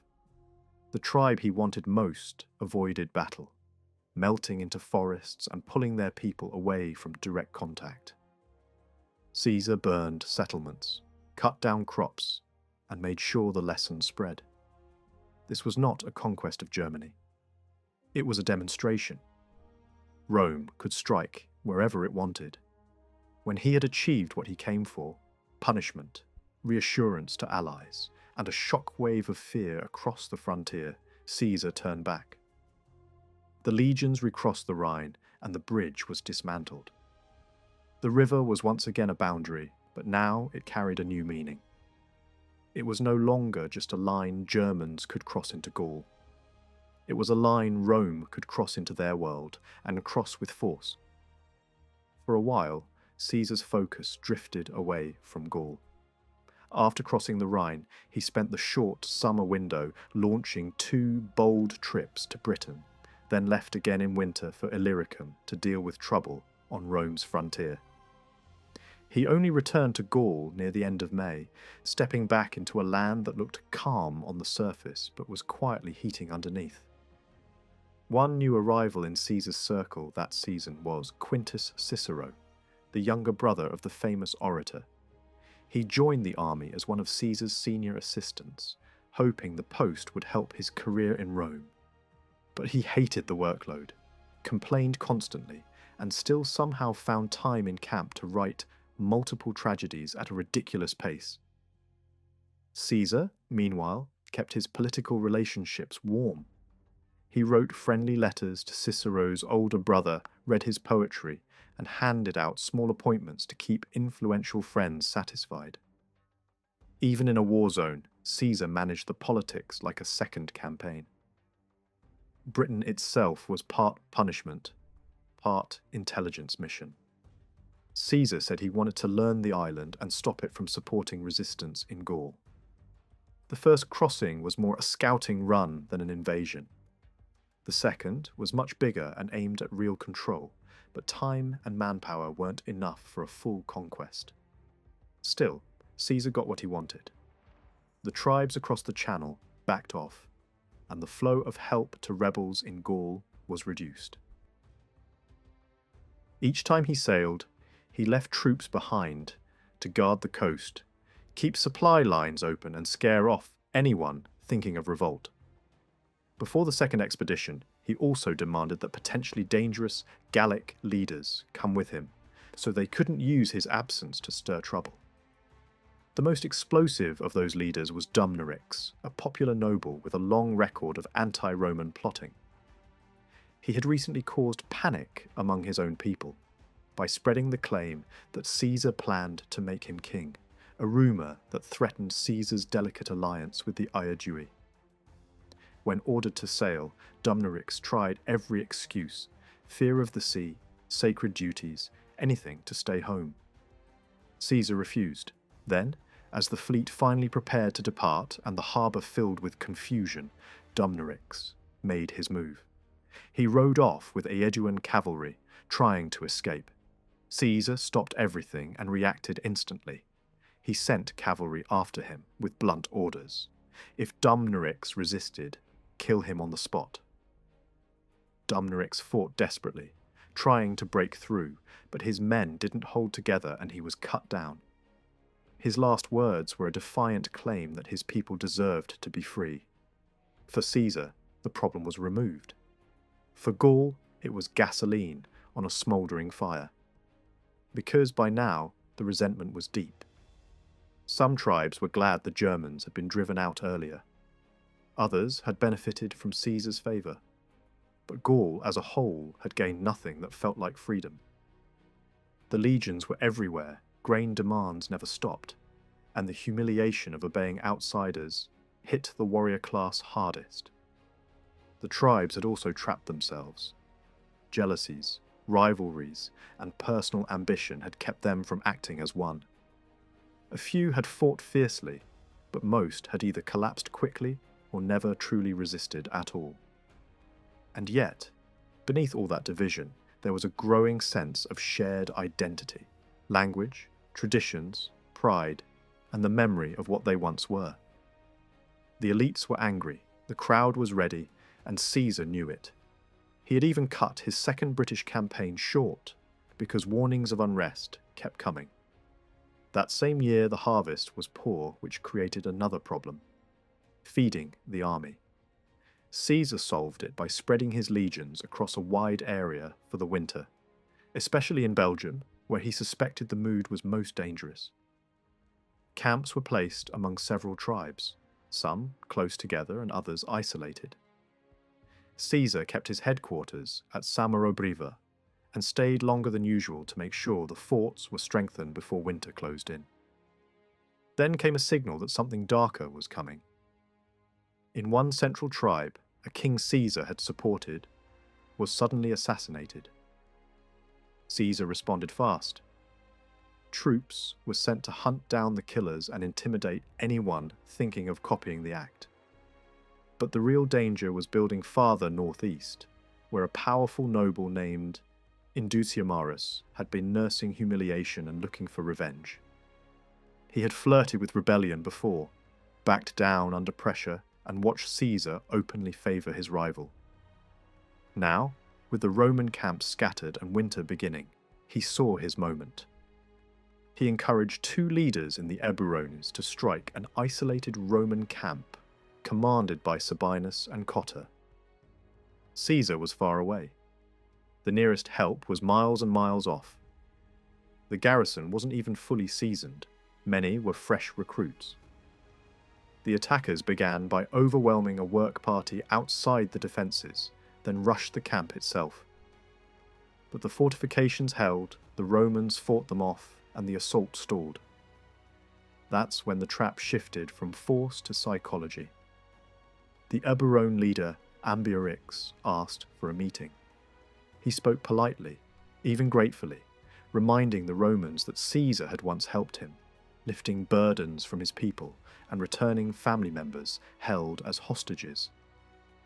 He claimed he hadn't wanted this fight, that he'd been pushed by his own warriors and that the entire region was rising together. He warned that German fighters were on the way and that every Roman camp in the area would be attacked at the same time. Then he offered advice that sounded like kindness. Abandon the camp immediately and march to a nearby Roman position. He promised safe passage.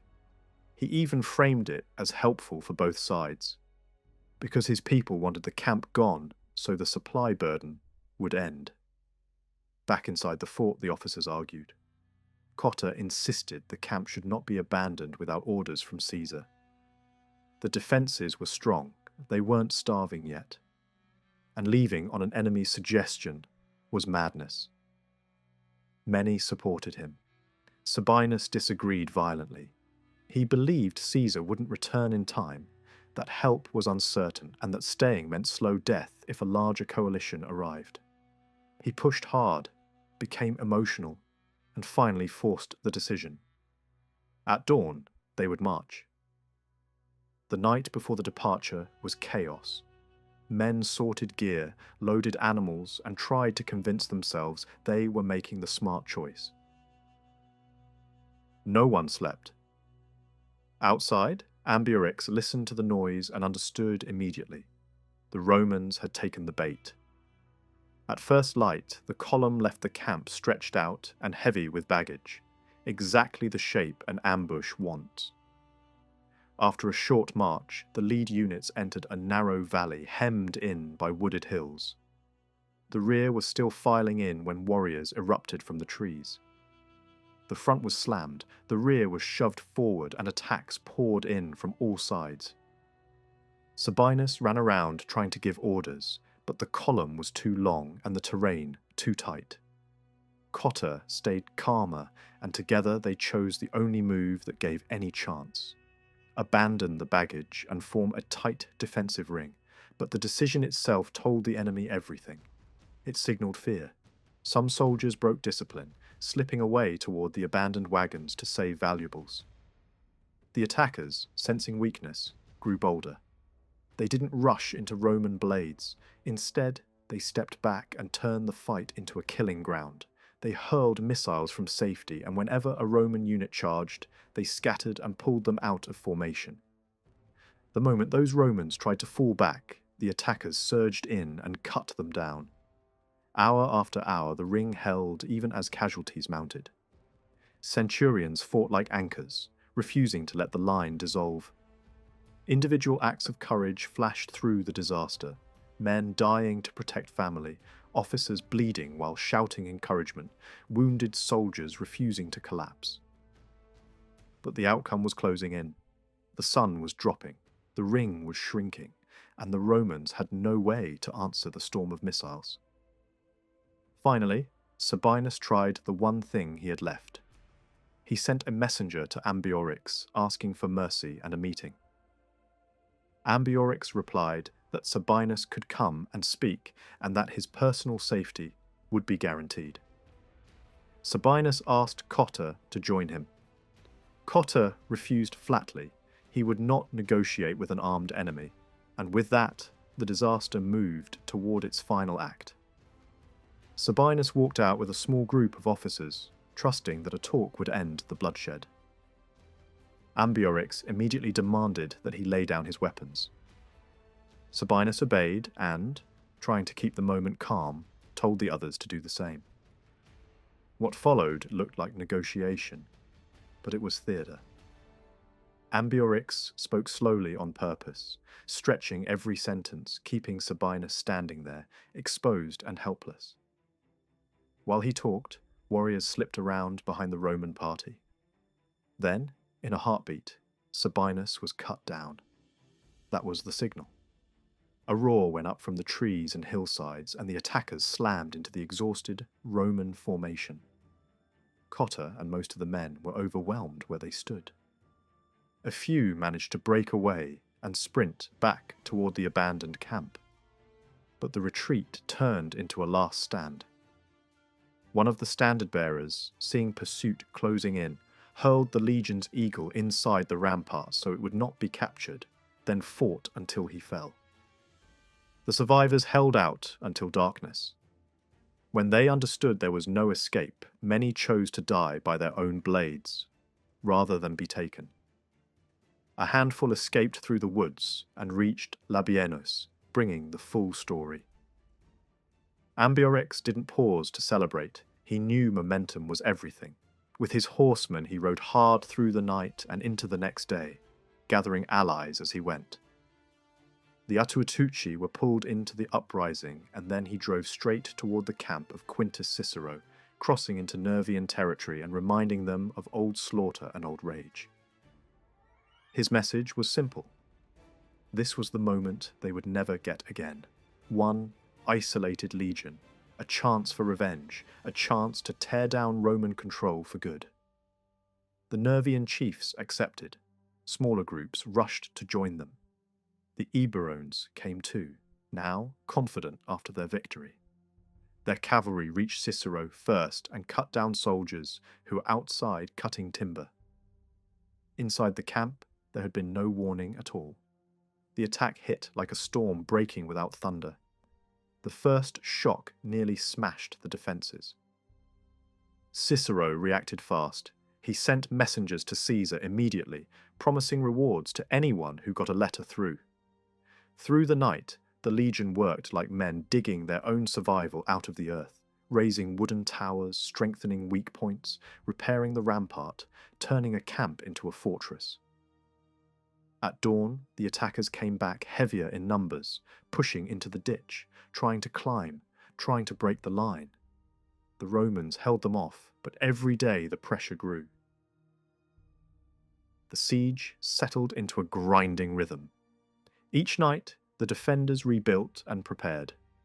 They shaped sharpened stakes, prepared long pikes for the rampart, and forced even the wounded to contribute. Cicero himself was sick, but refused to stop. Whatever his earlier complaints had been, in that camp he acted like a commander who understood there was no second chance. Only when the soldiers crowded around him and begged him to rest did he finally give in for a short while. The Nervian leaders tried another tactic, the same poison Ambiorix had used. They asked for a meeting and offered reasonable terms. They spoke about the massacre of the other camp as if it were proof that resistance was hopeless. They claimed relief would never arrive. They said they only wanted one thing, for Romans to stop wintering in Gaul. If Cicero left, they promised safe passage. Cicero didn't raise his voice. He simply answered that Rome does not bargain with armed enemies. Lay down weapons first, and then he would speak for them. When persuasion failed, the attackers tried imitation. They had learned enough from years of watching Romans to copy parts of Roman siegecraft. With crude tools and sheer numbers, they built an outer line around the camp. Earthworks, embankments, towers, ramps, and covered shelters meant to protect the men filling the ditch and tearing at the defences. Prisoners gave them guidance. Their speed was frightening. In a few hours, a ring of fortifications began to wrap the camp like a tightening fist. Then the weather turned violent. On a day of hard wind, the attackers launched burning missiles and heated clay lumps that splashed into thatch and dry timber. Fire took hold inside the camp and spread fast, driven by the gale. The besiegers surged forward through the smoke, rolling their towers closer and planting ladders. For a moment, it looked like the end. But the defenders did not break. Against a wall of flame and a rain of missiles, the Romans held the rampart and hurled attackers down. Many were scorched. Many were wounded, but they stayed in place, barely looking back at their own burning shelters. The attackers suffered terribly too. Crowded in the front ranks, trapped by their own numbers, unable to pull away when stones and javelins hit. In one spot, a siege tower reached the rampart, but the Romans withdrew just enough to bait the attackers, then smashed them with volleys and set the tower alight. The assault collapsed. Still, the siege continued and the defenders weakened. Cicero's letters went out again and again. Some messengers were caught within sight of the camp and tortured to death as a warning. Caesar still had no clear picture of what was happening, until one desperate gamble worked. A Nervian who had taken refuge under Roman protection persuaded a slave to attempt the run. The message was concealed along a javelin, hidden by the binding. The carrier slipped through unnoticed, reached Caesar's headquarters, and delivered the letter. It was the first reliable news Caesar had received. Caesar moved instantly. Orders flew to nearby camps. One commander was told to hurry in and hold the headquarters with its hostages, supplies, and baggage. Another was told to link up with Caesar on the march. Caesar then set out with a single legion and a small cavalry force, travelling light and fast, with no heavy baggage slowing the column. On the road, a dispatch arrived, with the worst news. Sabinus and Cotta's force had been destroyed. Caesar pushed on anyway. Speed was now the only weapon that mattered. As he approached the threatened area, locals under interrogation confirmed that Cicero was close to collapse. Caesar wrote a short message in Greek letters to reduce the risk of betrayal and sent it toward the besieged camp with instructions. If the messenger couldn't get in, he must tie it to a javelin thong and throw it over the rampart. The messenger did exactly that.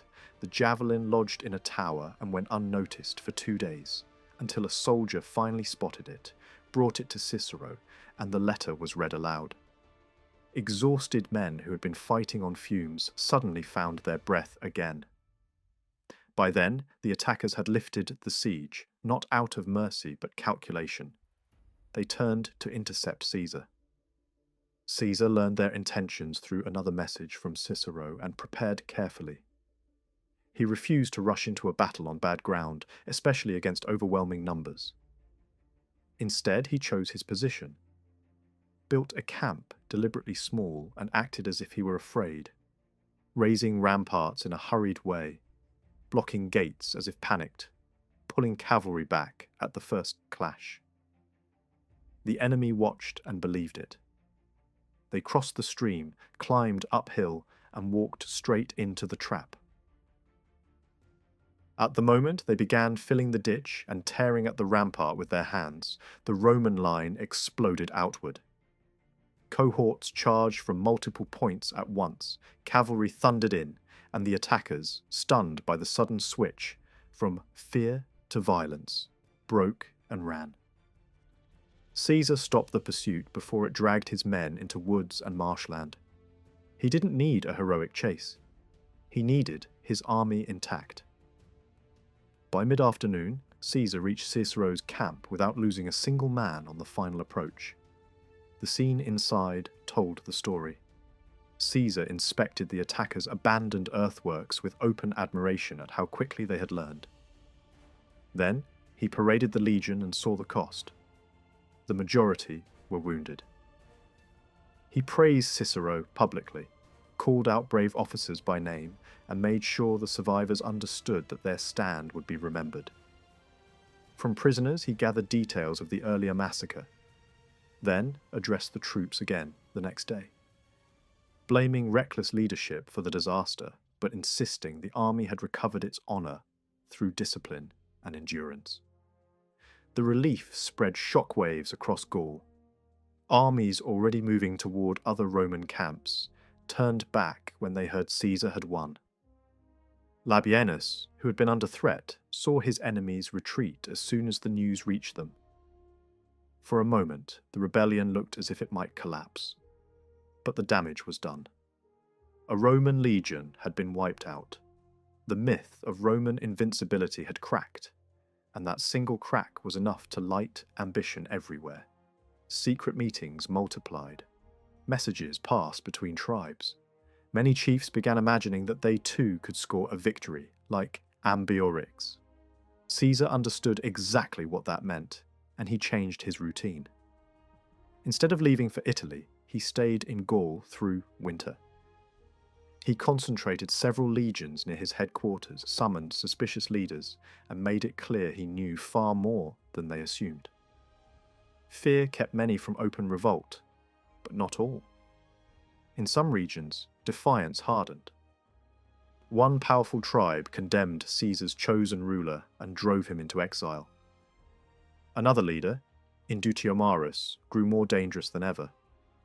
He trained troops, collected horses, and offered rewards to outlaws and exiles, building a following out of men who had nothing to lose. He planned raids against Rome's allies and tried again to strike Labienus. Labienus refused to be drawn into a reckless fight. He gathered cavalry quietly from neighbouring peoples and hid their arrival so the enemy would not suspect he had been reinforced.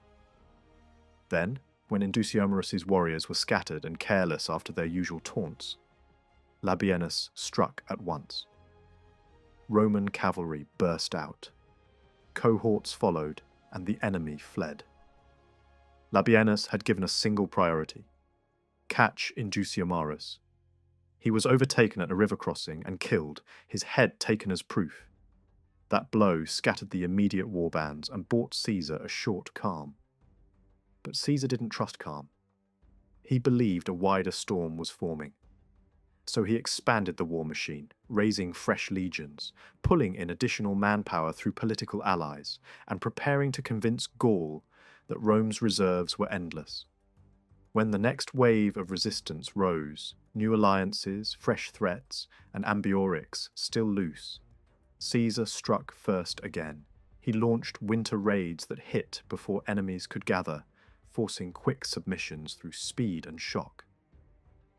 Then he turned to isolating Ambiorix, crushing tribes that might shelter him, sealing off escape routes, and punishing regions that had never fully bowed to Rome. Forests and marshlands that had once protected rebels were crossed by bridges, causeways, and coordinated columns. Villages burned, herds were taken, prisoners hauled off. The message was brutal and clear: there would be no safe corner left. Finally, Caesar moved once more to the Rhine. The goal was partly revenge and partly intimidation, showing the German side that the river was not a wall, and that Roman power could reach them whenever it wished. He built another bridge, crossed with discipline, threatened the surrounding tribes, and forced allies to prove their loyalty. When a major German force withdrew into deep forest country where supplies would run out, Caesar refused to chase blindly. He did not need a glorious risk. He needed pressure. So he pulled back, but not before leaving a visible warning: a fortified presence at the river, a tower rising over the crossing, and the sense that Rome could return whenever it chose. Caesar now turned the entire weight of his campaign toward a single goal: erasing Ambiorix. The season was shifting. Grain was starting to ripen, and that mattered, because even if some communities refused to cooperate, the land itself could still feed an army. With supplies less fragile than before, Caesar could move fast and hit hard. The route led west through the thick, shadowy wilderness of the Ardennes. Caesar sent cavalry ahead under an officer named Batulus. with strict orders. Move at full speed, catch the Eburones before they could scatter, and do not light campfires that might give away the approach. Behind them, the infantry marched toward a grim landmark, the abandoned Roman camp, where the last survivors of a shattered legion had once chosen death over capture. The earthworks were still there, like a scar that would not fade. Caesar used the site as a base, leaving his heavy baggage under guard with a fresh legion led by Cicero. He promised to return within a week and warned him not to let anyone step beyond the rampart until then.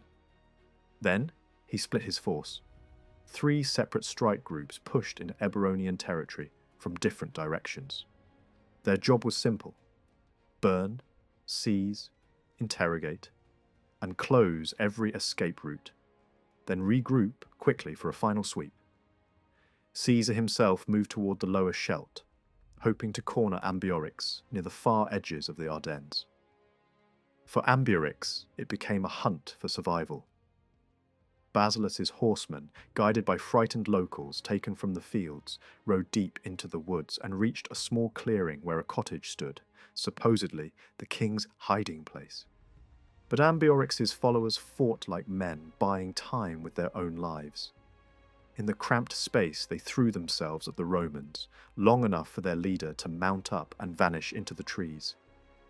His old ally, Catuvolcus, too frail to endure constant flight, chose death rather than capture, cursing the chain of events that had destroyed his world.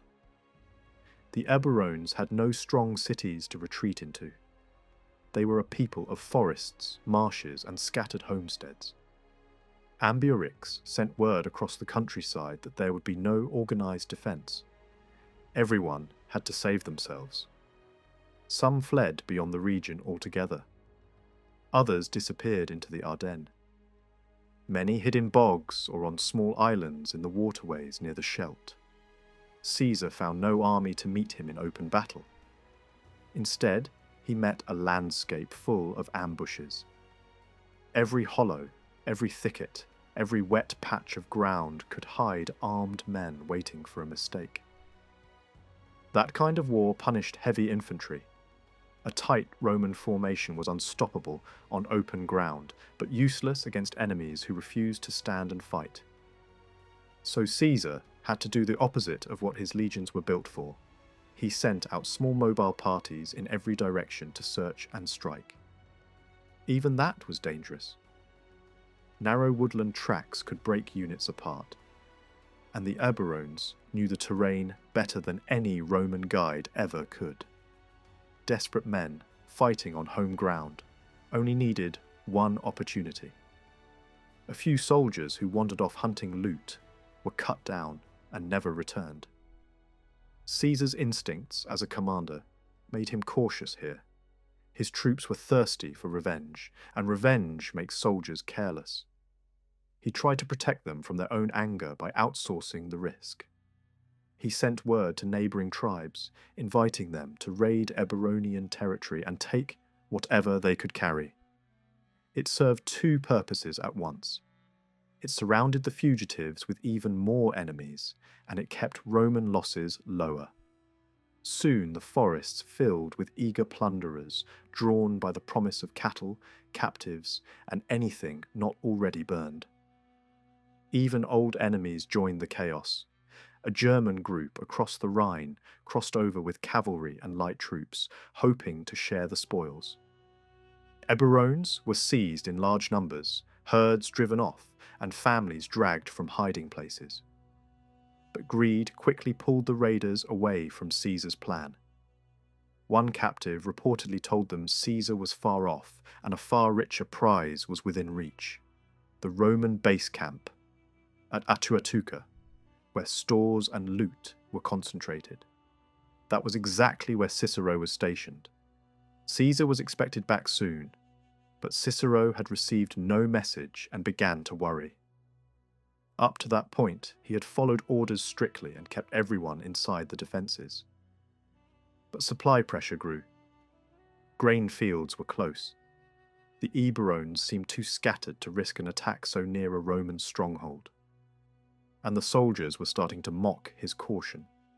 Finally, Cicero allowed a large harvesting party to go out. Hundreds of men, some cavalry, and a swarm of camp followers. They had barely vanished from sight when mounted attackers burst from a nearby wood and slammed into the rear side of the camp.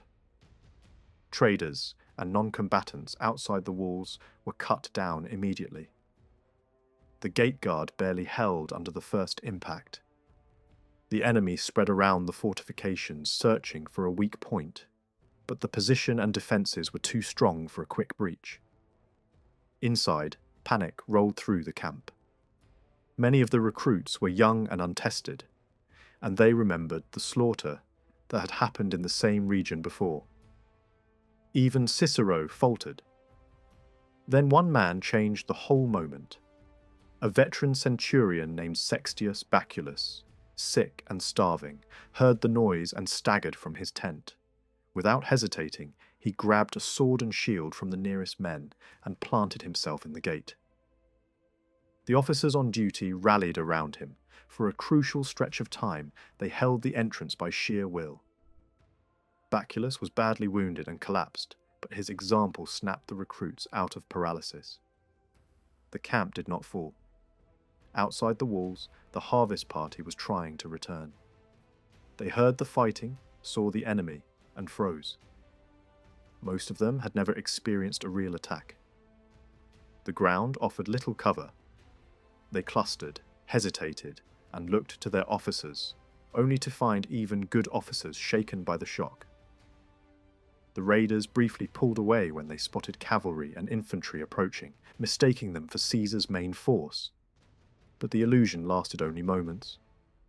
Realizing how small the group was, they rode in again and attacked. What happened next was a collapse in discipline. Camp followers fled into the soldiers and made the confusion worse. The recruits, terrified, gathered tightly on a ridge, imagining height meant safety. A small corps of veterans did the opposite. They charged. With the cavalry and camp followers pushed behind them, they punched through the enemy's loose formation and opened a path. The recruits watched, unable to decide whether to follow or stay. When they finally tried to run for the camp in scattered groups, the enemy struck at the worst possible time. 2 whole cohorts were surrounded and destroyed. Those who survived owed their lives to officers who threw themselves into the fight and died, buying a few seconds of escape. That night, Caesar's forward elements reached the camp and found the young soldiers half out of their minds. They believed the main army must have been destroyed and that everyone was doomed. Nothing calmed them until Caesar himself arrived. He understood better than anyone how much chance can shape a battle. Still, he spoke to Cicero with blunt clarity. The orders had been there for a reason, and even a small risk could become a disaster. After that, Caesar tightened the net again. He unleashed another wave of destruction across Eburonian territory. Homesteads were burned, livestock was taken, anything of value was stripped out. Grain that survived the rain was consumed or ruined, so that the people who escaped the sword would still face hunger. The army's anger drove it forward. Patrols scoured the woods in small groups, snatching locals who swore Ambiorix had been seen moments earlier. Again and again, the trail seemed hot, always just out of reach. Ambiorix never appeared where the Romans needed him to appear. With only a few loyal companions, he slipped into the darkest folds of the Ardennes and vanished. No betrayal came, no body was found. The prize Caesar wanted most remained untouched. When the season turned, the legions were spread out into winter quarters across the wider region. Some positioned to watch the Triveri, others among distant allies, and the rest concentrated around a major town in central Gaul to hold the heartland steady. Before leaving for Italy, Caesar dealt with the political aftermath. He called a council at a major Gallic centre and opened an inquiry into the revolt he had earlier been forced to tolerate. One leading figure was singled out as the organiser. The The judgment was made public, and the punishment was carried out in a way meant to send a message to every ambitious chief watching from the shadows. Rome would forgive when it suited Rome, but it would also remember, and it would strike when it chose. Caesar left Gaul claiming it was calm and rode south to Italy to handle legal business and politics. On paper, the province looked quiet. In reality, it was only silent. The land was still tense and the people were still angry. The past 2 years had been filled with sudden rebellions, harsh reprisals, and public punishments meant to terrify anyone thinking of resistance. Instead of ending the problem, that pressure started to fuse separate grudges into one larger idea. If they did not stand together now, they would be crushed one by one until nothing remained. Across central Gaul, secret meetings began again. Deep in forests, far from roads, guarded by men who listened for footsteps. The execution of a prominent leader was talked about constantly. To many chiefs, it looked like Rome was no longer treating Gaul as a territory under military occupation, but as a future province to be reshaped, taxed, and ruled permanently. In those whispered gatherings, the same fear kept returning. Today, it is him. Tomorrow, it could be me. And once that fear spreads, rebellion stops being a gamble and starts feeling like the only remaining choice. Then came a spark from Italy. News travelled north that Rome itself was in chaos. Street violence, political murder, riots, fire, blood. The details were exaggerated as the rumour passed from mouth to mouth. But the conclusion the Gauls drew was simple. Caesar might be trapped in Italy, and the legions in Gaul might be isolated. If they struck fast, they could block Caesar from reaching his army and force the Roman commanders to stay frozen in their winter camps. A plan took shape. The first blow would be a public one, something loud enough that every tribe would hear it and feel committed. The Carnutes stepped forward. They demanded a sacred promise that the others would not abandon them once the killing started. Hostage exchanges were too risky, so the oath was sealed by ritual. War standards were gathered together, and the chiefs swore before their gods and each other that they would not break ranks. A date was chosen. At the appointed time, the Carnutes struck at a key river town on the Loire, a place that mattered because grain moved through it. Roman merchants lived there. A Roman supply officer operated there. The attackers stormed into the streets at dawn, murdered the Romans they could find, and seized the stores. They wanted the whole country to know there was no turning back, and the news moved like fire in dry grass. In Gaul, a major event did not spread by messengers alone. It spread by shouts, carried from village to village, shouted from ridge to ridge. By nightfall, the story had reached far to the south, into the mountains of the Arverni. There, above the plains, stood Gergovia, a stronghold perched on high ground with wide views and natural defences. In that region lived a young noble named Vercingetorix. He had been close enough to the conspiracy to understand what it meant, and Caesar had already noticed him as someone worth winning over. His family history carried weight. His father had once tried to restore a stronger rule among the Arverni, and had been executed for it. Now, the son was stepping into a world that had been waiting for a leader with nerve. When the message from the Loire arrived, Vercingetorix moved immediately. He gathered loyal followers, spoke to them in a way that turned anger into purpose, and called for action. The local elite tried to stop him. Men with influence in the council declared the uprising suicidal and ordered him out of the stronghold. So he did what desperate men do when the official doors close. He built power outside the official system. He hired outcasts, drew in restless fighters, travelled through villages and spoke directly to the people. The response was fast and emotional. When he returned, He did not come as a lone noble pleading for permission. He came with armed support, drove out the chiefs who opposed him, and was proclaimed king by those who wanted a single voice to command the revolt. From that moment, the rebellion had a centre. Envoys went out in every direction. Tribes from the Seine down toward the Garonne began to join. In the eyes of many, Vercingetorix looked like the figure they had been missing for years, young, determined, and willing to demand sacrifice.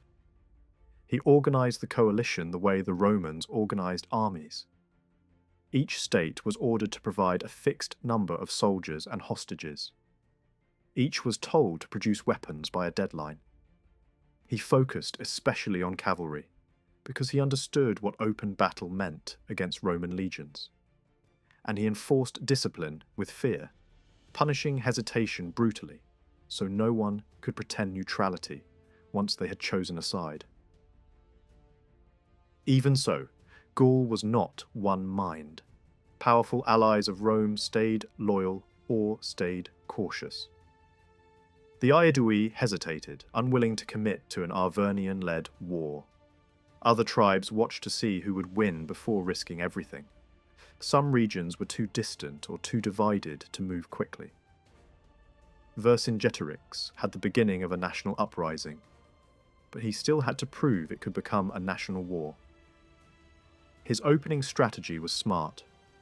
He sent a bold lieutenant south toward the border of the Roman province, aiming to threaten it and force Caesar to respond there. If the province looked endangered, Caesar might be delayed, separated from his main army, and trapped reacting to multiple crises. Meanwhile, Vercingetorix moved into the rich central plains to pull more tribes into the coalition and break Rome's network of loyal partners.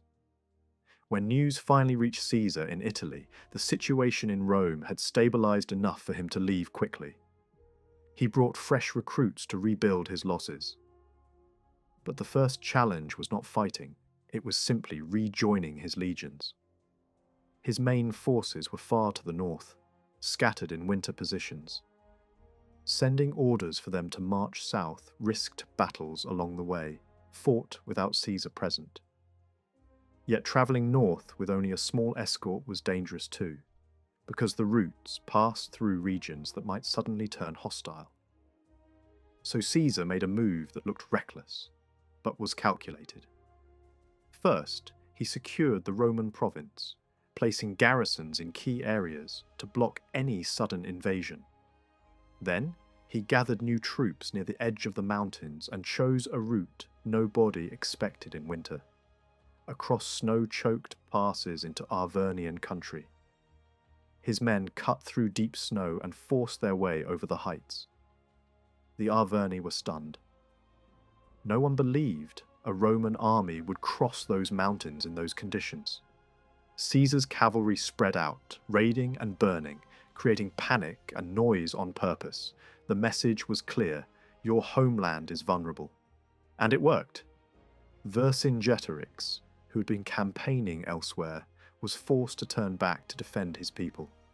That was exactly what Caesar wanted. The moment the rebel leader pulled his main force south, Caesar slipped away.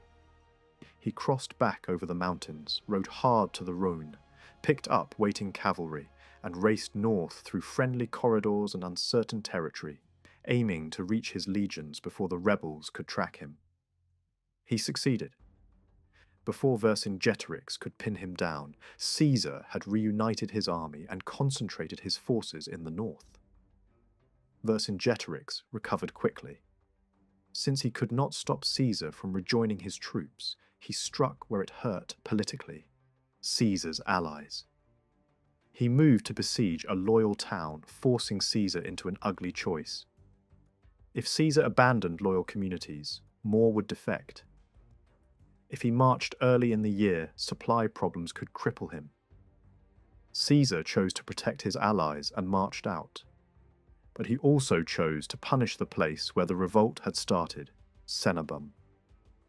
He moved with speed through forest roads, reached the town, and attacked before the defenders could organize. The result was brutal and decisive. The town fell, captives were taken in huge numbers, and the place was burned. The army crossed the Loire and continued, taking another town on the route, then pushing deeper into rebel territory toward Avaricum, the Bituriges' capital. At this point, Vercingetorix made the strategic decision that defined the campaign. He understood he could not defend every town. He also understood he did not need to beat Caesar in one grand battle. He needed to starve him, slow him, and break the Roman system of supply. So he ordered a scorched earth policy. Villages, barns, stored grain, anything that could feed the legions was to be destroyed. It was a terrible order, but it was meant to remove Caesar's greatest advantage, the ability to live off the land. The countryside began to burn. Columns of smoke rose everywhere, and for a moment it looked like Vercingetorix had found the one method that could strangle the Roman machine. But one city became the exception: Avaricum. The Bituriges begged to defend it. They argued the site was naturally strong, surrounded by marshes and streams, and too valuable to destroy. Vercingetorix resisted because he knew what Caesar could do to any fixed target. In the end, he gave way, partly because the pleas were emotional and partly because coalitions depend on consent. He stationed his main army nearby, not to fight Caesar directly, but to harass foragers, cut supply lines, and stay close enough to support the garrison. Caesar reached Avaricum and began the slow work of siege. The town sat behind wetlands on most sides, with only one practical approach. Caesar built his attack from that narrow corridor, while his engineers and soldiers raised a massive earthen and timber approach ramp. Towers with artillery kept pressure on the defenders. The work never stopped. Day shifts, night shifts, men rotating through exhaustion. Meanwhile, Vercingetorix's cavalry hunted Roman foragers relentlessly. Grain became scarce. Caesar appealed to allies for supplies, but deliveries were unreliable. For stretches of time, the legions survived by slaughtering cattle instead of baking bread. Even under hunger and rain, the siege works kept rising. Inside Avaricum, the defenders fought with creativity and stubborn courage. They countered Roman hooks with ropes and winches. They launched sudden raids to torch construction. They dug tunnels to undermine the ramp and drag away timber. They attacked Roman miners with stakes, stones, and burning liquids. Caesar himself admitted how quickly the Gauls learned and adapted, borrowing Roman methods and turning them into weapons. After weeks of labour, the Roman ramp nearly reached the walls. That final stretch was the most dangerous, because defenders could drop heavy missiles straight down onto exposed workers. The Romans brought forward reinforced shelters and pushed the last loads of earth and timber under cover. Then, in the middle of the night, smoke rose from the ramp. The defenders had tunnelled beneath it and set the supports on fire. Panic could have ended the siege right there. Instead, Caesar was already on site. Emergency troops were positioned close for exactly this moment. Cohorts rushed to meet the sortie from the gates, while others pulled siege towers back from the flames, tore apart sections of the ramp to stop the fire from spreading, and fought to extinguish it before the entire project collapsed. Through the dark hours, the fight continued. Firelight, shouting, silhouettes on the walls, missiles raining down. Several times it looked as if the defenders might win the moment. Men stepped forward again and again to feed the flames, dying under artillery bolts, replaced immediately by others who refused to let the fire go out. By dawn, the Romans had contained the blaze and forced the attackers back behind the walls. The siege was still alive, and Avaricum, surrounded by marshes and defended with everything the Gauls had, was now locked in a struggle of endurance, Roman persistence against Gallic desperation, while Vercingetorix tried to starve an army that refused to stop building. Vercingetorix could see the truth before anyone else wanted to admit it. Avaricum was finished. The walls might still stand, but the defence was breaking from the inside. So he sent a quiet order to the garrison. Slip out after dark and come to his camp. The marshes around the town, he believed, would shield them. If they moved fast and stayed silent, the Romans would never reach them in time. That night, the fighters gathered in the open spaces of the town, ready to vanish into the darkness. Then, everything collapsed in a single, human moment. Women surged into the streets, crying, grabbing at their husbands, throwing themselves at their feet. They begged them not to leave their families behind, wives and children who would be trapped inside once the soldiers fled.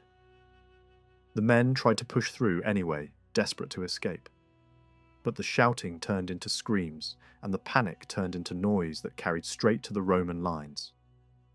Fearing that Roman cavalry would block the exits, the garrison abandoned the plan. They stayed, because they could not bring themselves to run. The next day, the weather turned ugly. Rain hammered down, visibility dropped, and the defenders on the walls grew sloppy. Caesar noticed. His siege ramp had been repaired. One of the towers was ready to roll forward, and he decided this was the moment to strike. He played a trick first. He ordered the workers to move slowly and casually, like nothing urgent was happening, hoping to lull the garrison into complacency. Meanwhile, assault troops were hidden under cover near the ramp, waiting for the signal. When the moment came, Caesar spoke to them briefly, direct, simple, and sharp. First on the wall would be rewarded. Then, the tower's artillery began firing in a steady rhythm to pin the defenders down, and suddenly the Roman assault burst from cover. Columns surged up the ramp, ladders slammed into the walls, and the attackers climbed in a wave. The defenders were caught off balance and pushed back. For a second, they tried to reorganize in tight groups, preparing to fight in the streets. But the Romans didn't rush blindly into a trap. They held the wall, sealed control of the heights, and forced the defenders into a desperate retreat. What followed inside Avaricum was not a battle. It was a collapse. People ran through the town toward the far exits. In narrow gates and choke points, bodies piled up as soldiers forced their way through. Those who escaped the crush met cavalry outside and were cut down in the open. The long hunger, the constant harassment, and the memory of the earlier massacres had burned restraint out of the Roman ranks. The killing became indiscriminate. By the end of the day, the city was a graveyard. Only a small fraction managed to reach Vercingetorix's camp. That night, the survivors approached in the dark, wounded, shaken, barely recognizable as a garrison. Vercingetorix understood the danger their arrival could create. His army was not a single disciplined force. It was a patchwork of tribal contingents, each proud, emotional, and led by its own chiefs. A flood of terrified refugees could trigger panic, rage, blame, and the kind of chaos that shatters alliances. So he managed the moment like a politician as much as a commander. Trusted men met the survivors outside the camp and guided them in separate groups back to their own tribes' quarters, keeping the shock contained instead of letting it spread. The next day he faced the army and spoke the way a leader must speak after a disaster. He did not pretend the loss was nothing, but he refused to let it become a verdict on the war. He told them the Romans hadn't beaten them in open combat. They had won with engineering, timing, and organization. He reminded them that he had argued against defending Avaricum in the first place, and the outcome had proved his point. Then, he turned the defeat into a lesson. If they wanted to win, they had to change how they fought. They needed camps that were properly fortified every time, without exception. They needed discipline that didn't vanish the moment things went wrong. It worked. The army didn't drift away. In fact, many respected him more for standing in front of them after defeat instead of hiding. he moved immediately to rebuild what had been lost. Envoys went out to hesitant tribes with promises, gifts, and pressure. Fresh weapons and clothing were gathered for the survivors. New recruits arrived, including large numbers of archers. A powerful king from the southwest joined him with cavalry and hired riders from beyond the main Gallic heartland. The coalition recovered faster than Caesar expected, and the troops who had already fought under Vercingetorix had learned something harsh. The war would demand patience, sacrifice, and obedience. Meanwhile, Avaricum's stores gave the Romans exactly what they needed: food. Caesar stayed a few days to restore his men. The season was shifting, and the campaign was about to intensify. Vercingetorix's army had strengthened its camp, and Caesar was too careful to attack a strong position head-on. He hoped instead to force the enemy into open ground or to pressure them into a mistake. Then the war widened into politics. Caesar received urgent news from the Aedui, one of Rome's most valuable allied peoples. Two rival leaders were fighting over the highest office, each claiming legal victory. Their supporters were already arming, and a civil conflict was about to explode. A delegation begged Caesar to judge the dispute. He understood the danger immediately.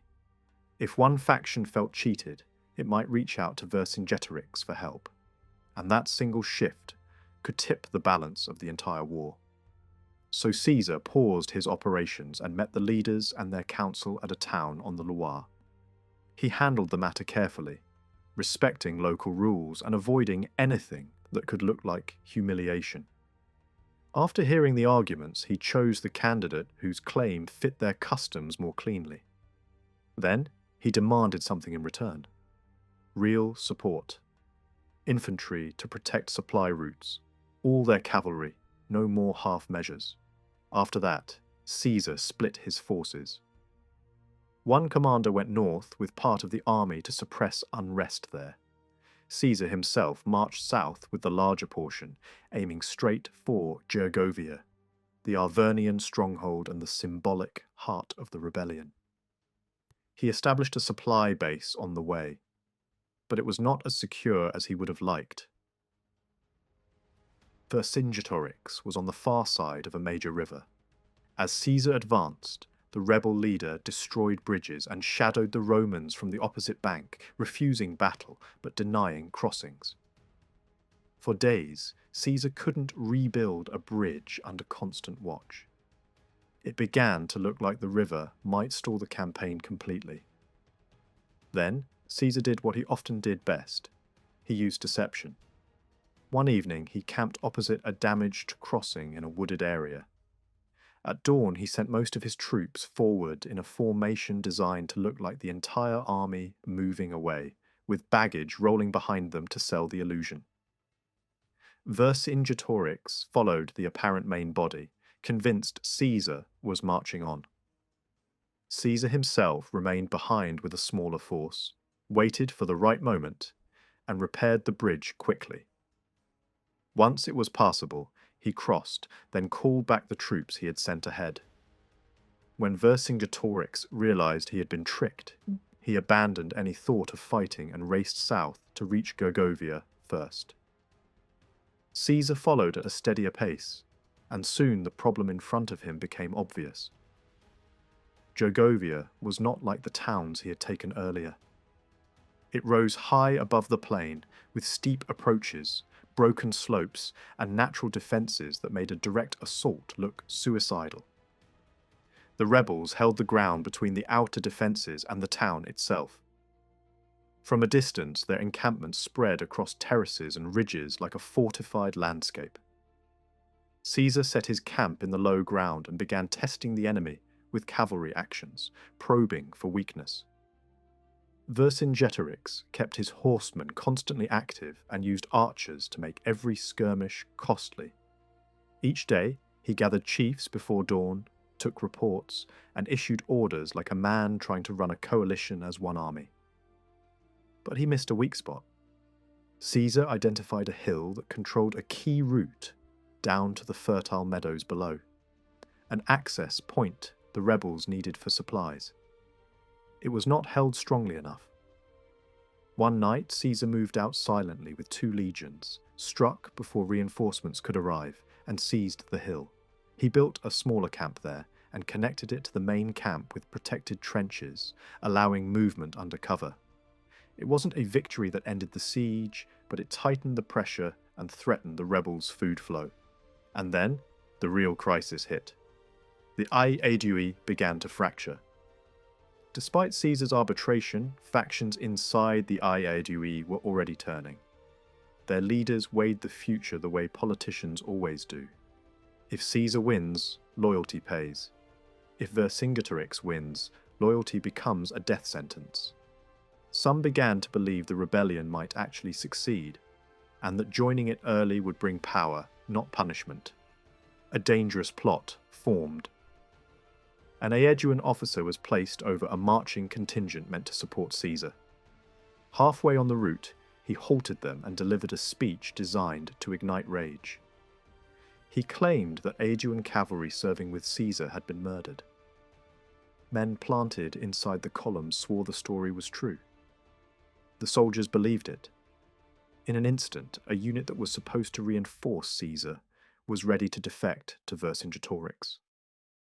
Worse, Roman civilians travelling under Aeduan escort, carrying grain and supplies, were seized and killed. Messengers were dispatched to spread the lie through Aeduan territory and push the whole people toward revolt. Caesar learned the truth in time because loyal Aeduan leaders warned him directly. He didn't hesitate. Even though leaving his camps near Gergovia was risky, he marched at once with cavalry and 4 legions to intercept the mutinous column. He ordered his cavalry to stop them without unnecessary bloodshed. Then he did something simple but devastating. He made the supposedly murdered leaders appear in front of their own soldiers alive. The lie collapsed. The Aeduan troops laid down their weapons, stunned by how easily they had been manipulated. The ringleader escaped, but the mass of the men returned with Caesar. Caesar also sent messages ahead to the Aeduan authorities, explaining what had happened and emphasizing that he had shown restraint, because he knew the story would otherwise be twisted into propaganda. Then came the final sprint. On the return march, Caesar received urgent reports. Vercingetorix had attacked the main Roman camp near Gergovia with full force while Caesar was away. The defenders had held, but only barely. Missiles had wounded many. Reinforcements were being thrown onto the defences for a second assault. Caesar forced his exhausted men into a punishing pace through the night and reached the camp before dawn.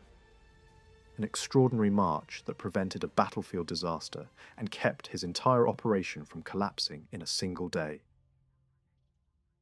Caesar had to ask himself a hard question after Gergovia. Had he gambled on the wrong idea?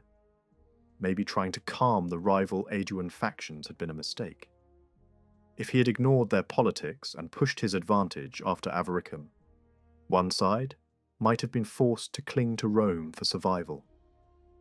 Or maybe, given what he knew at the time, he had done exactly what a commander had to do: keep a major ally from sliding into the enemy camp. Either way, there was no time left for second guessing. The immediate danger had passed, but the deeper threat was now obvious. The Aedui were drifting toward open rebellion. In the towns and villages, the rumour of massacred Aeduan cavalry hardened into a fact people refused to question. Some were furious, others simply greedy, and both impulses led to the same outcome. Mobs broke into the homes of Roman residents, robbed them, killed them, and sold captives for profit. The Aeduan leader Convictolitavis didn't try to stop it, he fed it. He understood the trap he was setting for his own people. Once they crossed the line with blood and plunder, they would believe Caesar would never forgive them. and if forgiveness seemed impossible, then rebellion would feel like the only logical choice. Officially, the Aeduan government tried to keep up appearances. They sent envoys with apologies, insisted they had not ordered the violence, promised punishment for the worst offenders, and even offered repayment. Caesar received these messages politely, almost warmly. But he wasn't fooled for a second.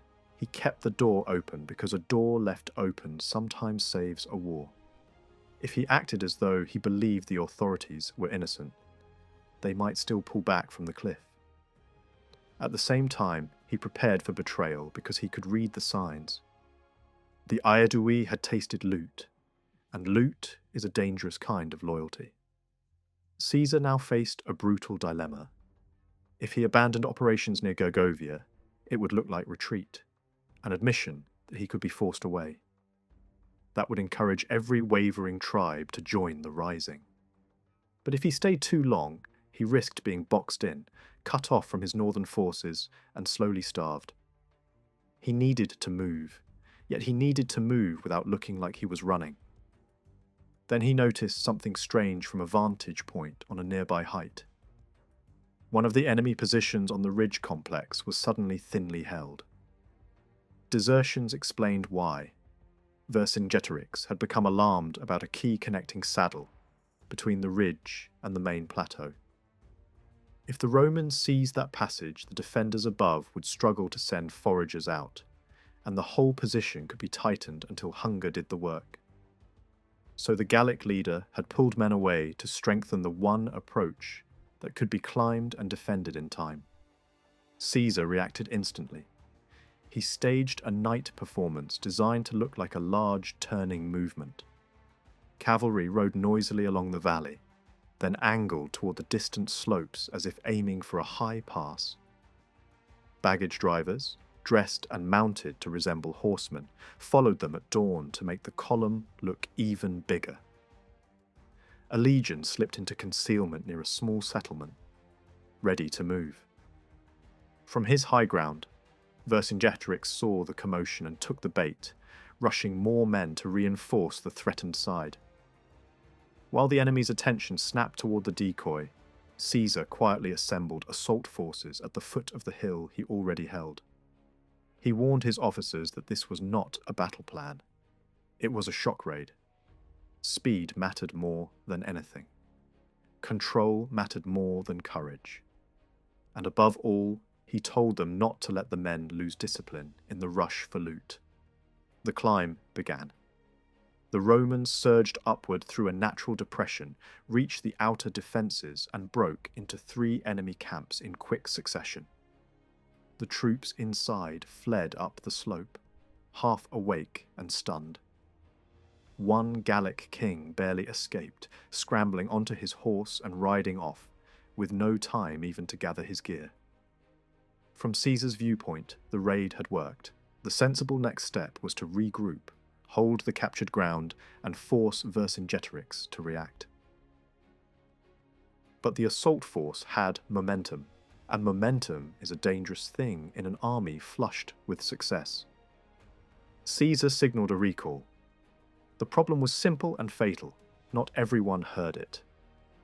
Units separated by the folds of the hillside pushed upward anyway, ignoring officers, chasing the prize that now seemed within reach, the town itself. A handful of Romans reached the walls near the southern gate, and panic swept through the settlement. People believed the Romans were already inside. Some tried to buy mercy with money and clothing tossed down from above. Others begged with frantic gestures. In the confusion, parts of the town emptied as civilians fled toward the far side. But the noise of panic also carried outward, and it pulled the enemy back like iron filings to a magnet. The Gallic troops who had been fortifying the ridge turned and ran to the sound.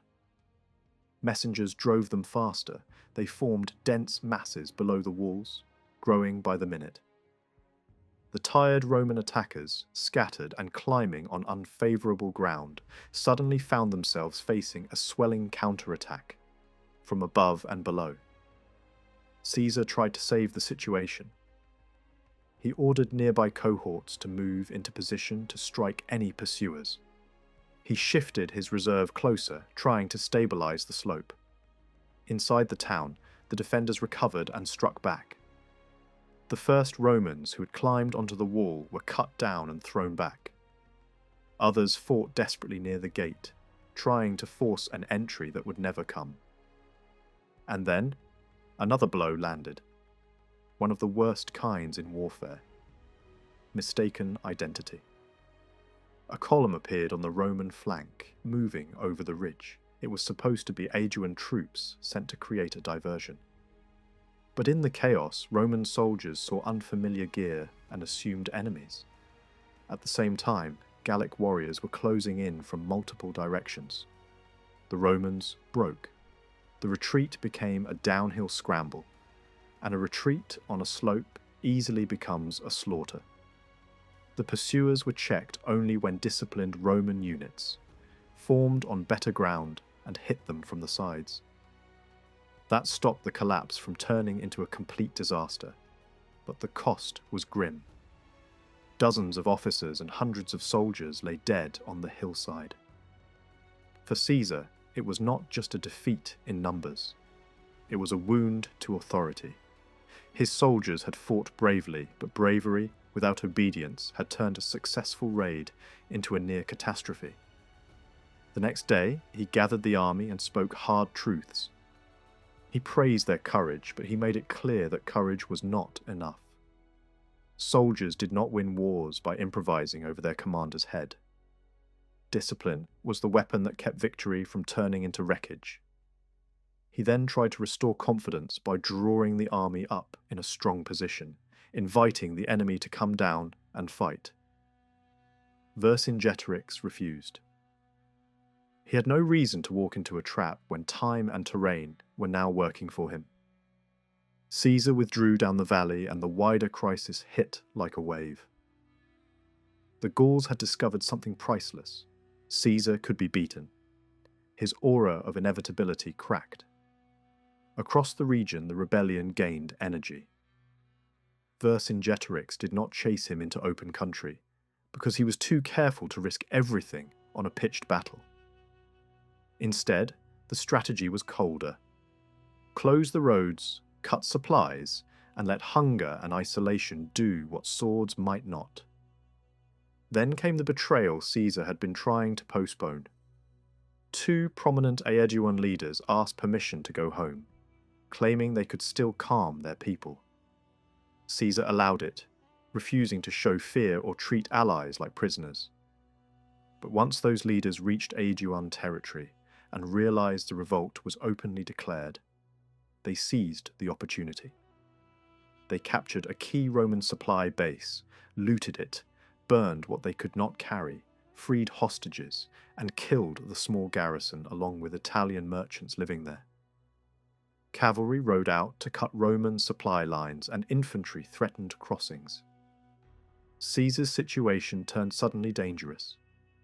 Enemies behind him, hostile forces in front, supplies collapsing, and the river routes swollen by seasonal melt. He had one advantage left: speed. He marched day and night to the Loire. Scouts found a ford barely passable, water up to the chest. Cavalry formed a living barrier across the river to blunt the current, and the infantry waded through holding weapons above their heads. It was a brutal crossing, but it worked. The Aedui, shocked by how quickly Caesar appeared, fled rather than fight at the water's edge. Caesar seized grain and cattle and drove the army onward, racing to link up with his northern commander, before the enemy could fully close the net. In the north, that commander was fighting for survival. He had advanced toward the Gallic centre of power near the river islands, aiming to dominate the region and crush resistance. But a large Gallic force gathered against him under an elderly commander, famous for experience and nerve. The ground was a nightmare. Marshes, slow rivers, and narrow passages where an army could be pinned and starved. When a direct crossing failed, the Roman commander pulled off his own series of sharp moves. Night marches, sudden river crossings using boats and barges, quick strikes that seized towns, repaired bridges, and shifted the army from one bank to another before the enemy could react. Then the news arrived, distorted by rumour, sharpened into panic, that Caesar had retreated and the Aedui had defected. Whether every detail was true or not, the strategic picture was real. The north was becoming a trap. The Roman commander could no longer pretend he was on an offensive campaign. He needed to get back to his base with his army intact. But he refused to run in daylight like a beaten man. If he had to cross the river under pressure, he would cross it by deception and by force. He prepared a midnight trick. Part of his force made noise and movement in one direction to draw attention. Boats splashed loudly as if ferrying troops. Meanwhile, the main body moved quietly to a different crossing point under cover of storm and darkness. Outposts were overwhelmed before they could raise alarm, and the legions got across. The enemy realized too late and rushed to attack. The battle came in the half-light before dawn, hard and close.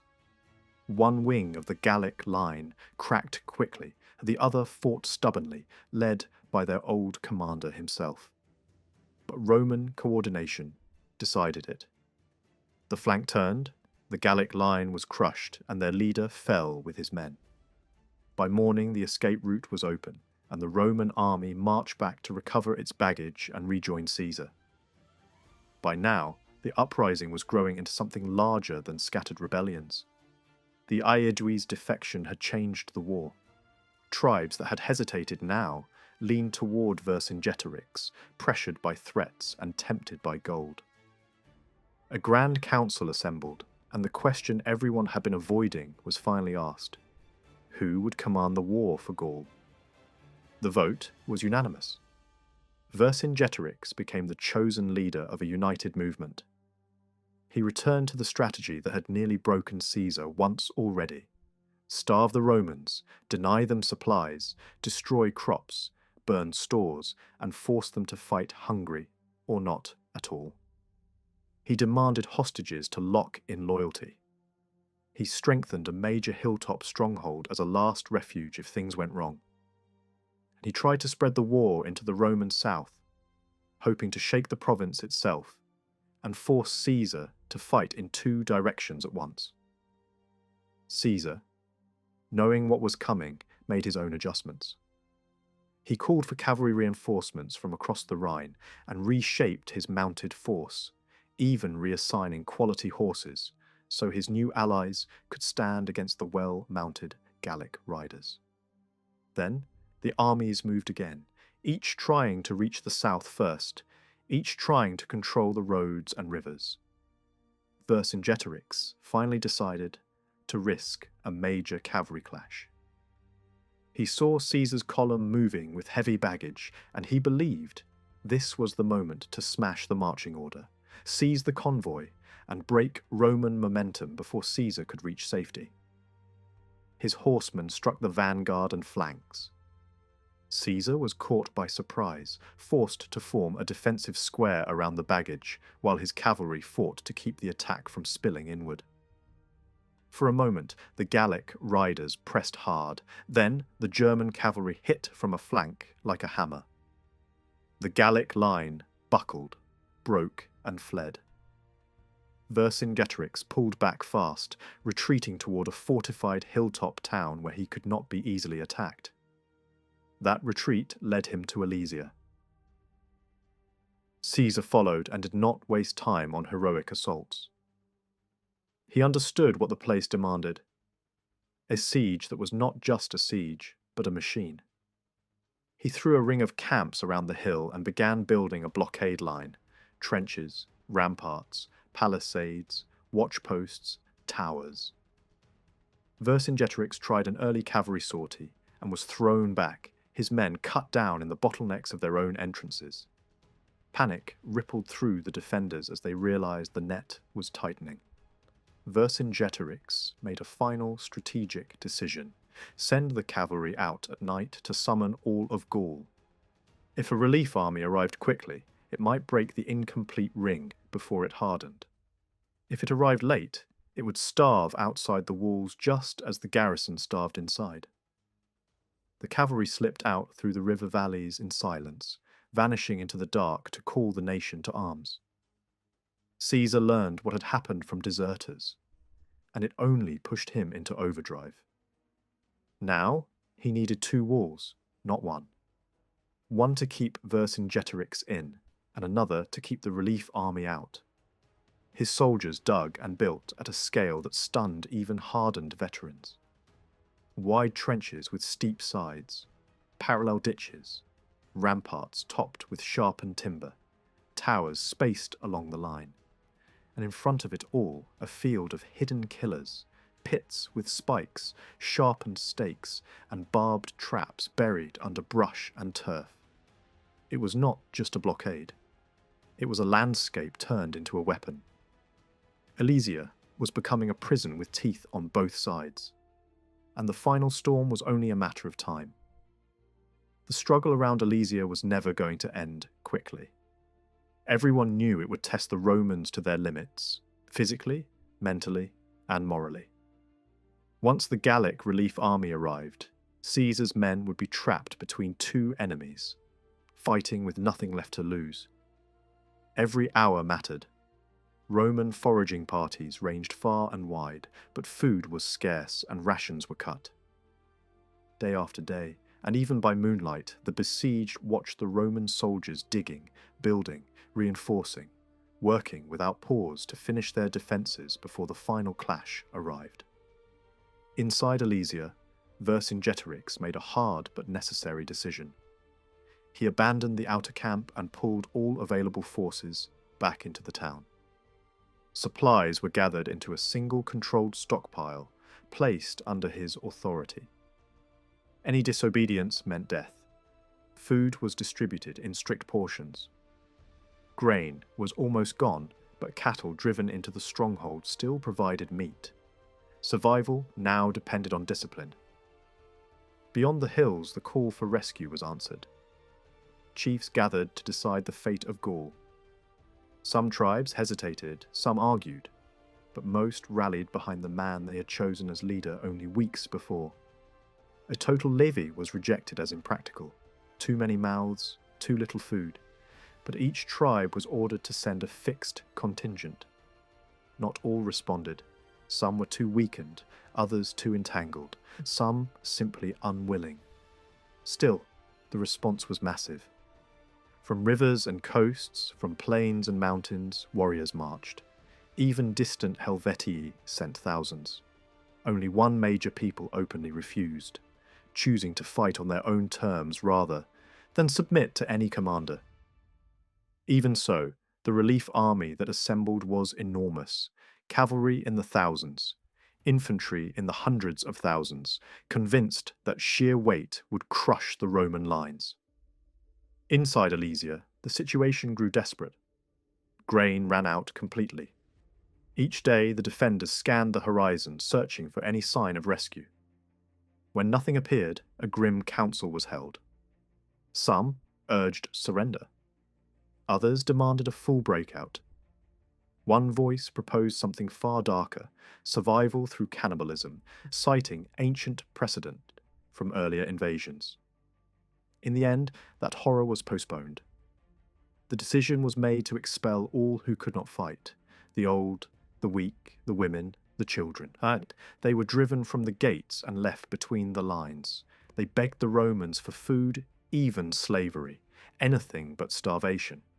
Caesar refused to let them pass. Guards were posted.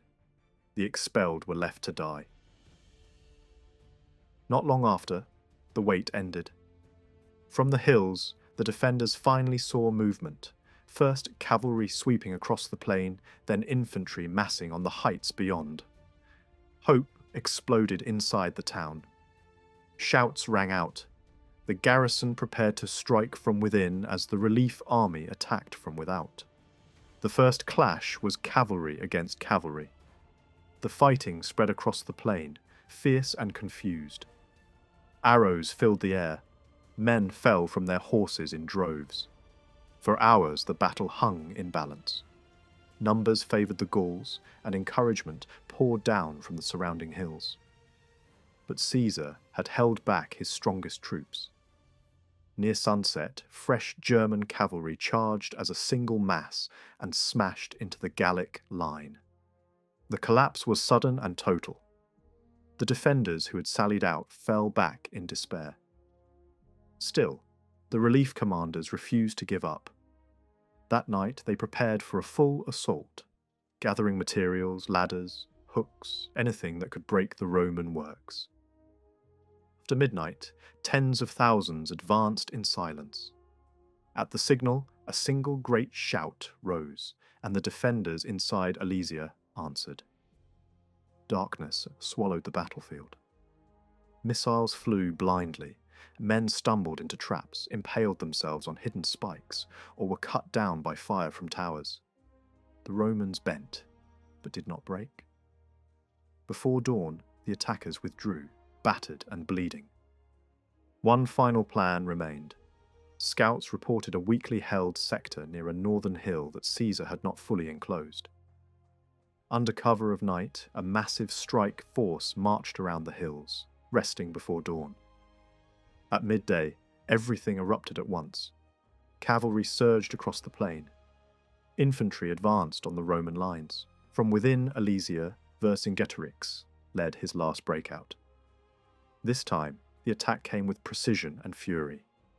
Trenches were filled, tools deployed, defences torn at from all sides. Roman soldiers stretched thin across miles of fortifications, rushed from point to point under constant pressure. Fighting raged on both sides of the walls. Everyone understood what this day meant. For the Gauls, victory or annihilation. For the Romans, survival or ruin. Caesar directed the battle from high ground, sending reinforcements wherever the line wavered. The fiercest struggle came on the northern hill. Wave after wave of attackers surged forward, replacing the fallen without pause. Roman defenders were close to collapse. Supplies of missiles ran low. Exhaustion showed everywhere. Caesar acted decisively. He sent reinforcements, rallied the men in person, and then committed his final reserve. Cavalry struck from the rear. Infantry surged forward from the front. The Gallic assault shattered. Panic spread. The attackers fled straight into the cavalry, sweeping down behind them. Their leader was captured. Standards were taken. Of the massive force that had marched out the night before, only a fraction escaped. From the walls of Alesia, the defeat was unmistakable. Darkness swallowed the plain as the relief army vanished. The Romans were too exhausted to pursue fully, but cavalry hunted down stragglers through the night. Vercingetorix understood at once. There was nothing left. At dawn he summoned the tribal leaders. He told them he had fought for freedom, not for himself. If his death would save them, he was ready to die. If surrender was their choice, he would surrender alone. The decision was made. The next day the gates opened. Weapons were laid down. The leaders were brought before Caesar. Then Vercingetorix rode forward, dismounted, removed his armour, placed his sword at Caesar's feet, and bowed in silence. He was sent to Rome in chains. Years later he was displayed in Caesar's triumph and executed. Yet defeat did not erase him. 2,000 years later, his name still carries power. He remains a symbol of resistance, unity, and sacrifice. Not a reckless rebel, but a true leader, one who understood people as well as war. He forged unity from rival tribes, imposed discipline on the undisciplined, demanded sacrifice where others promised comfort.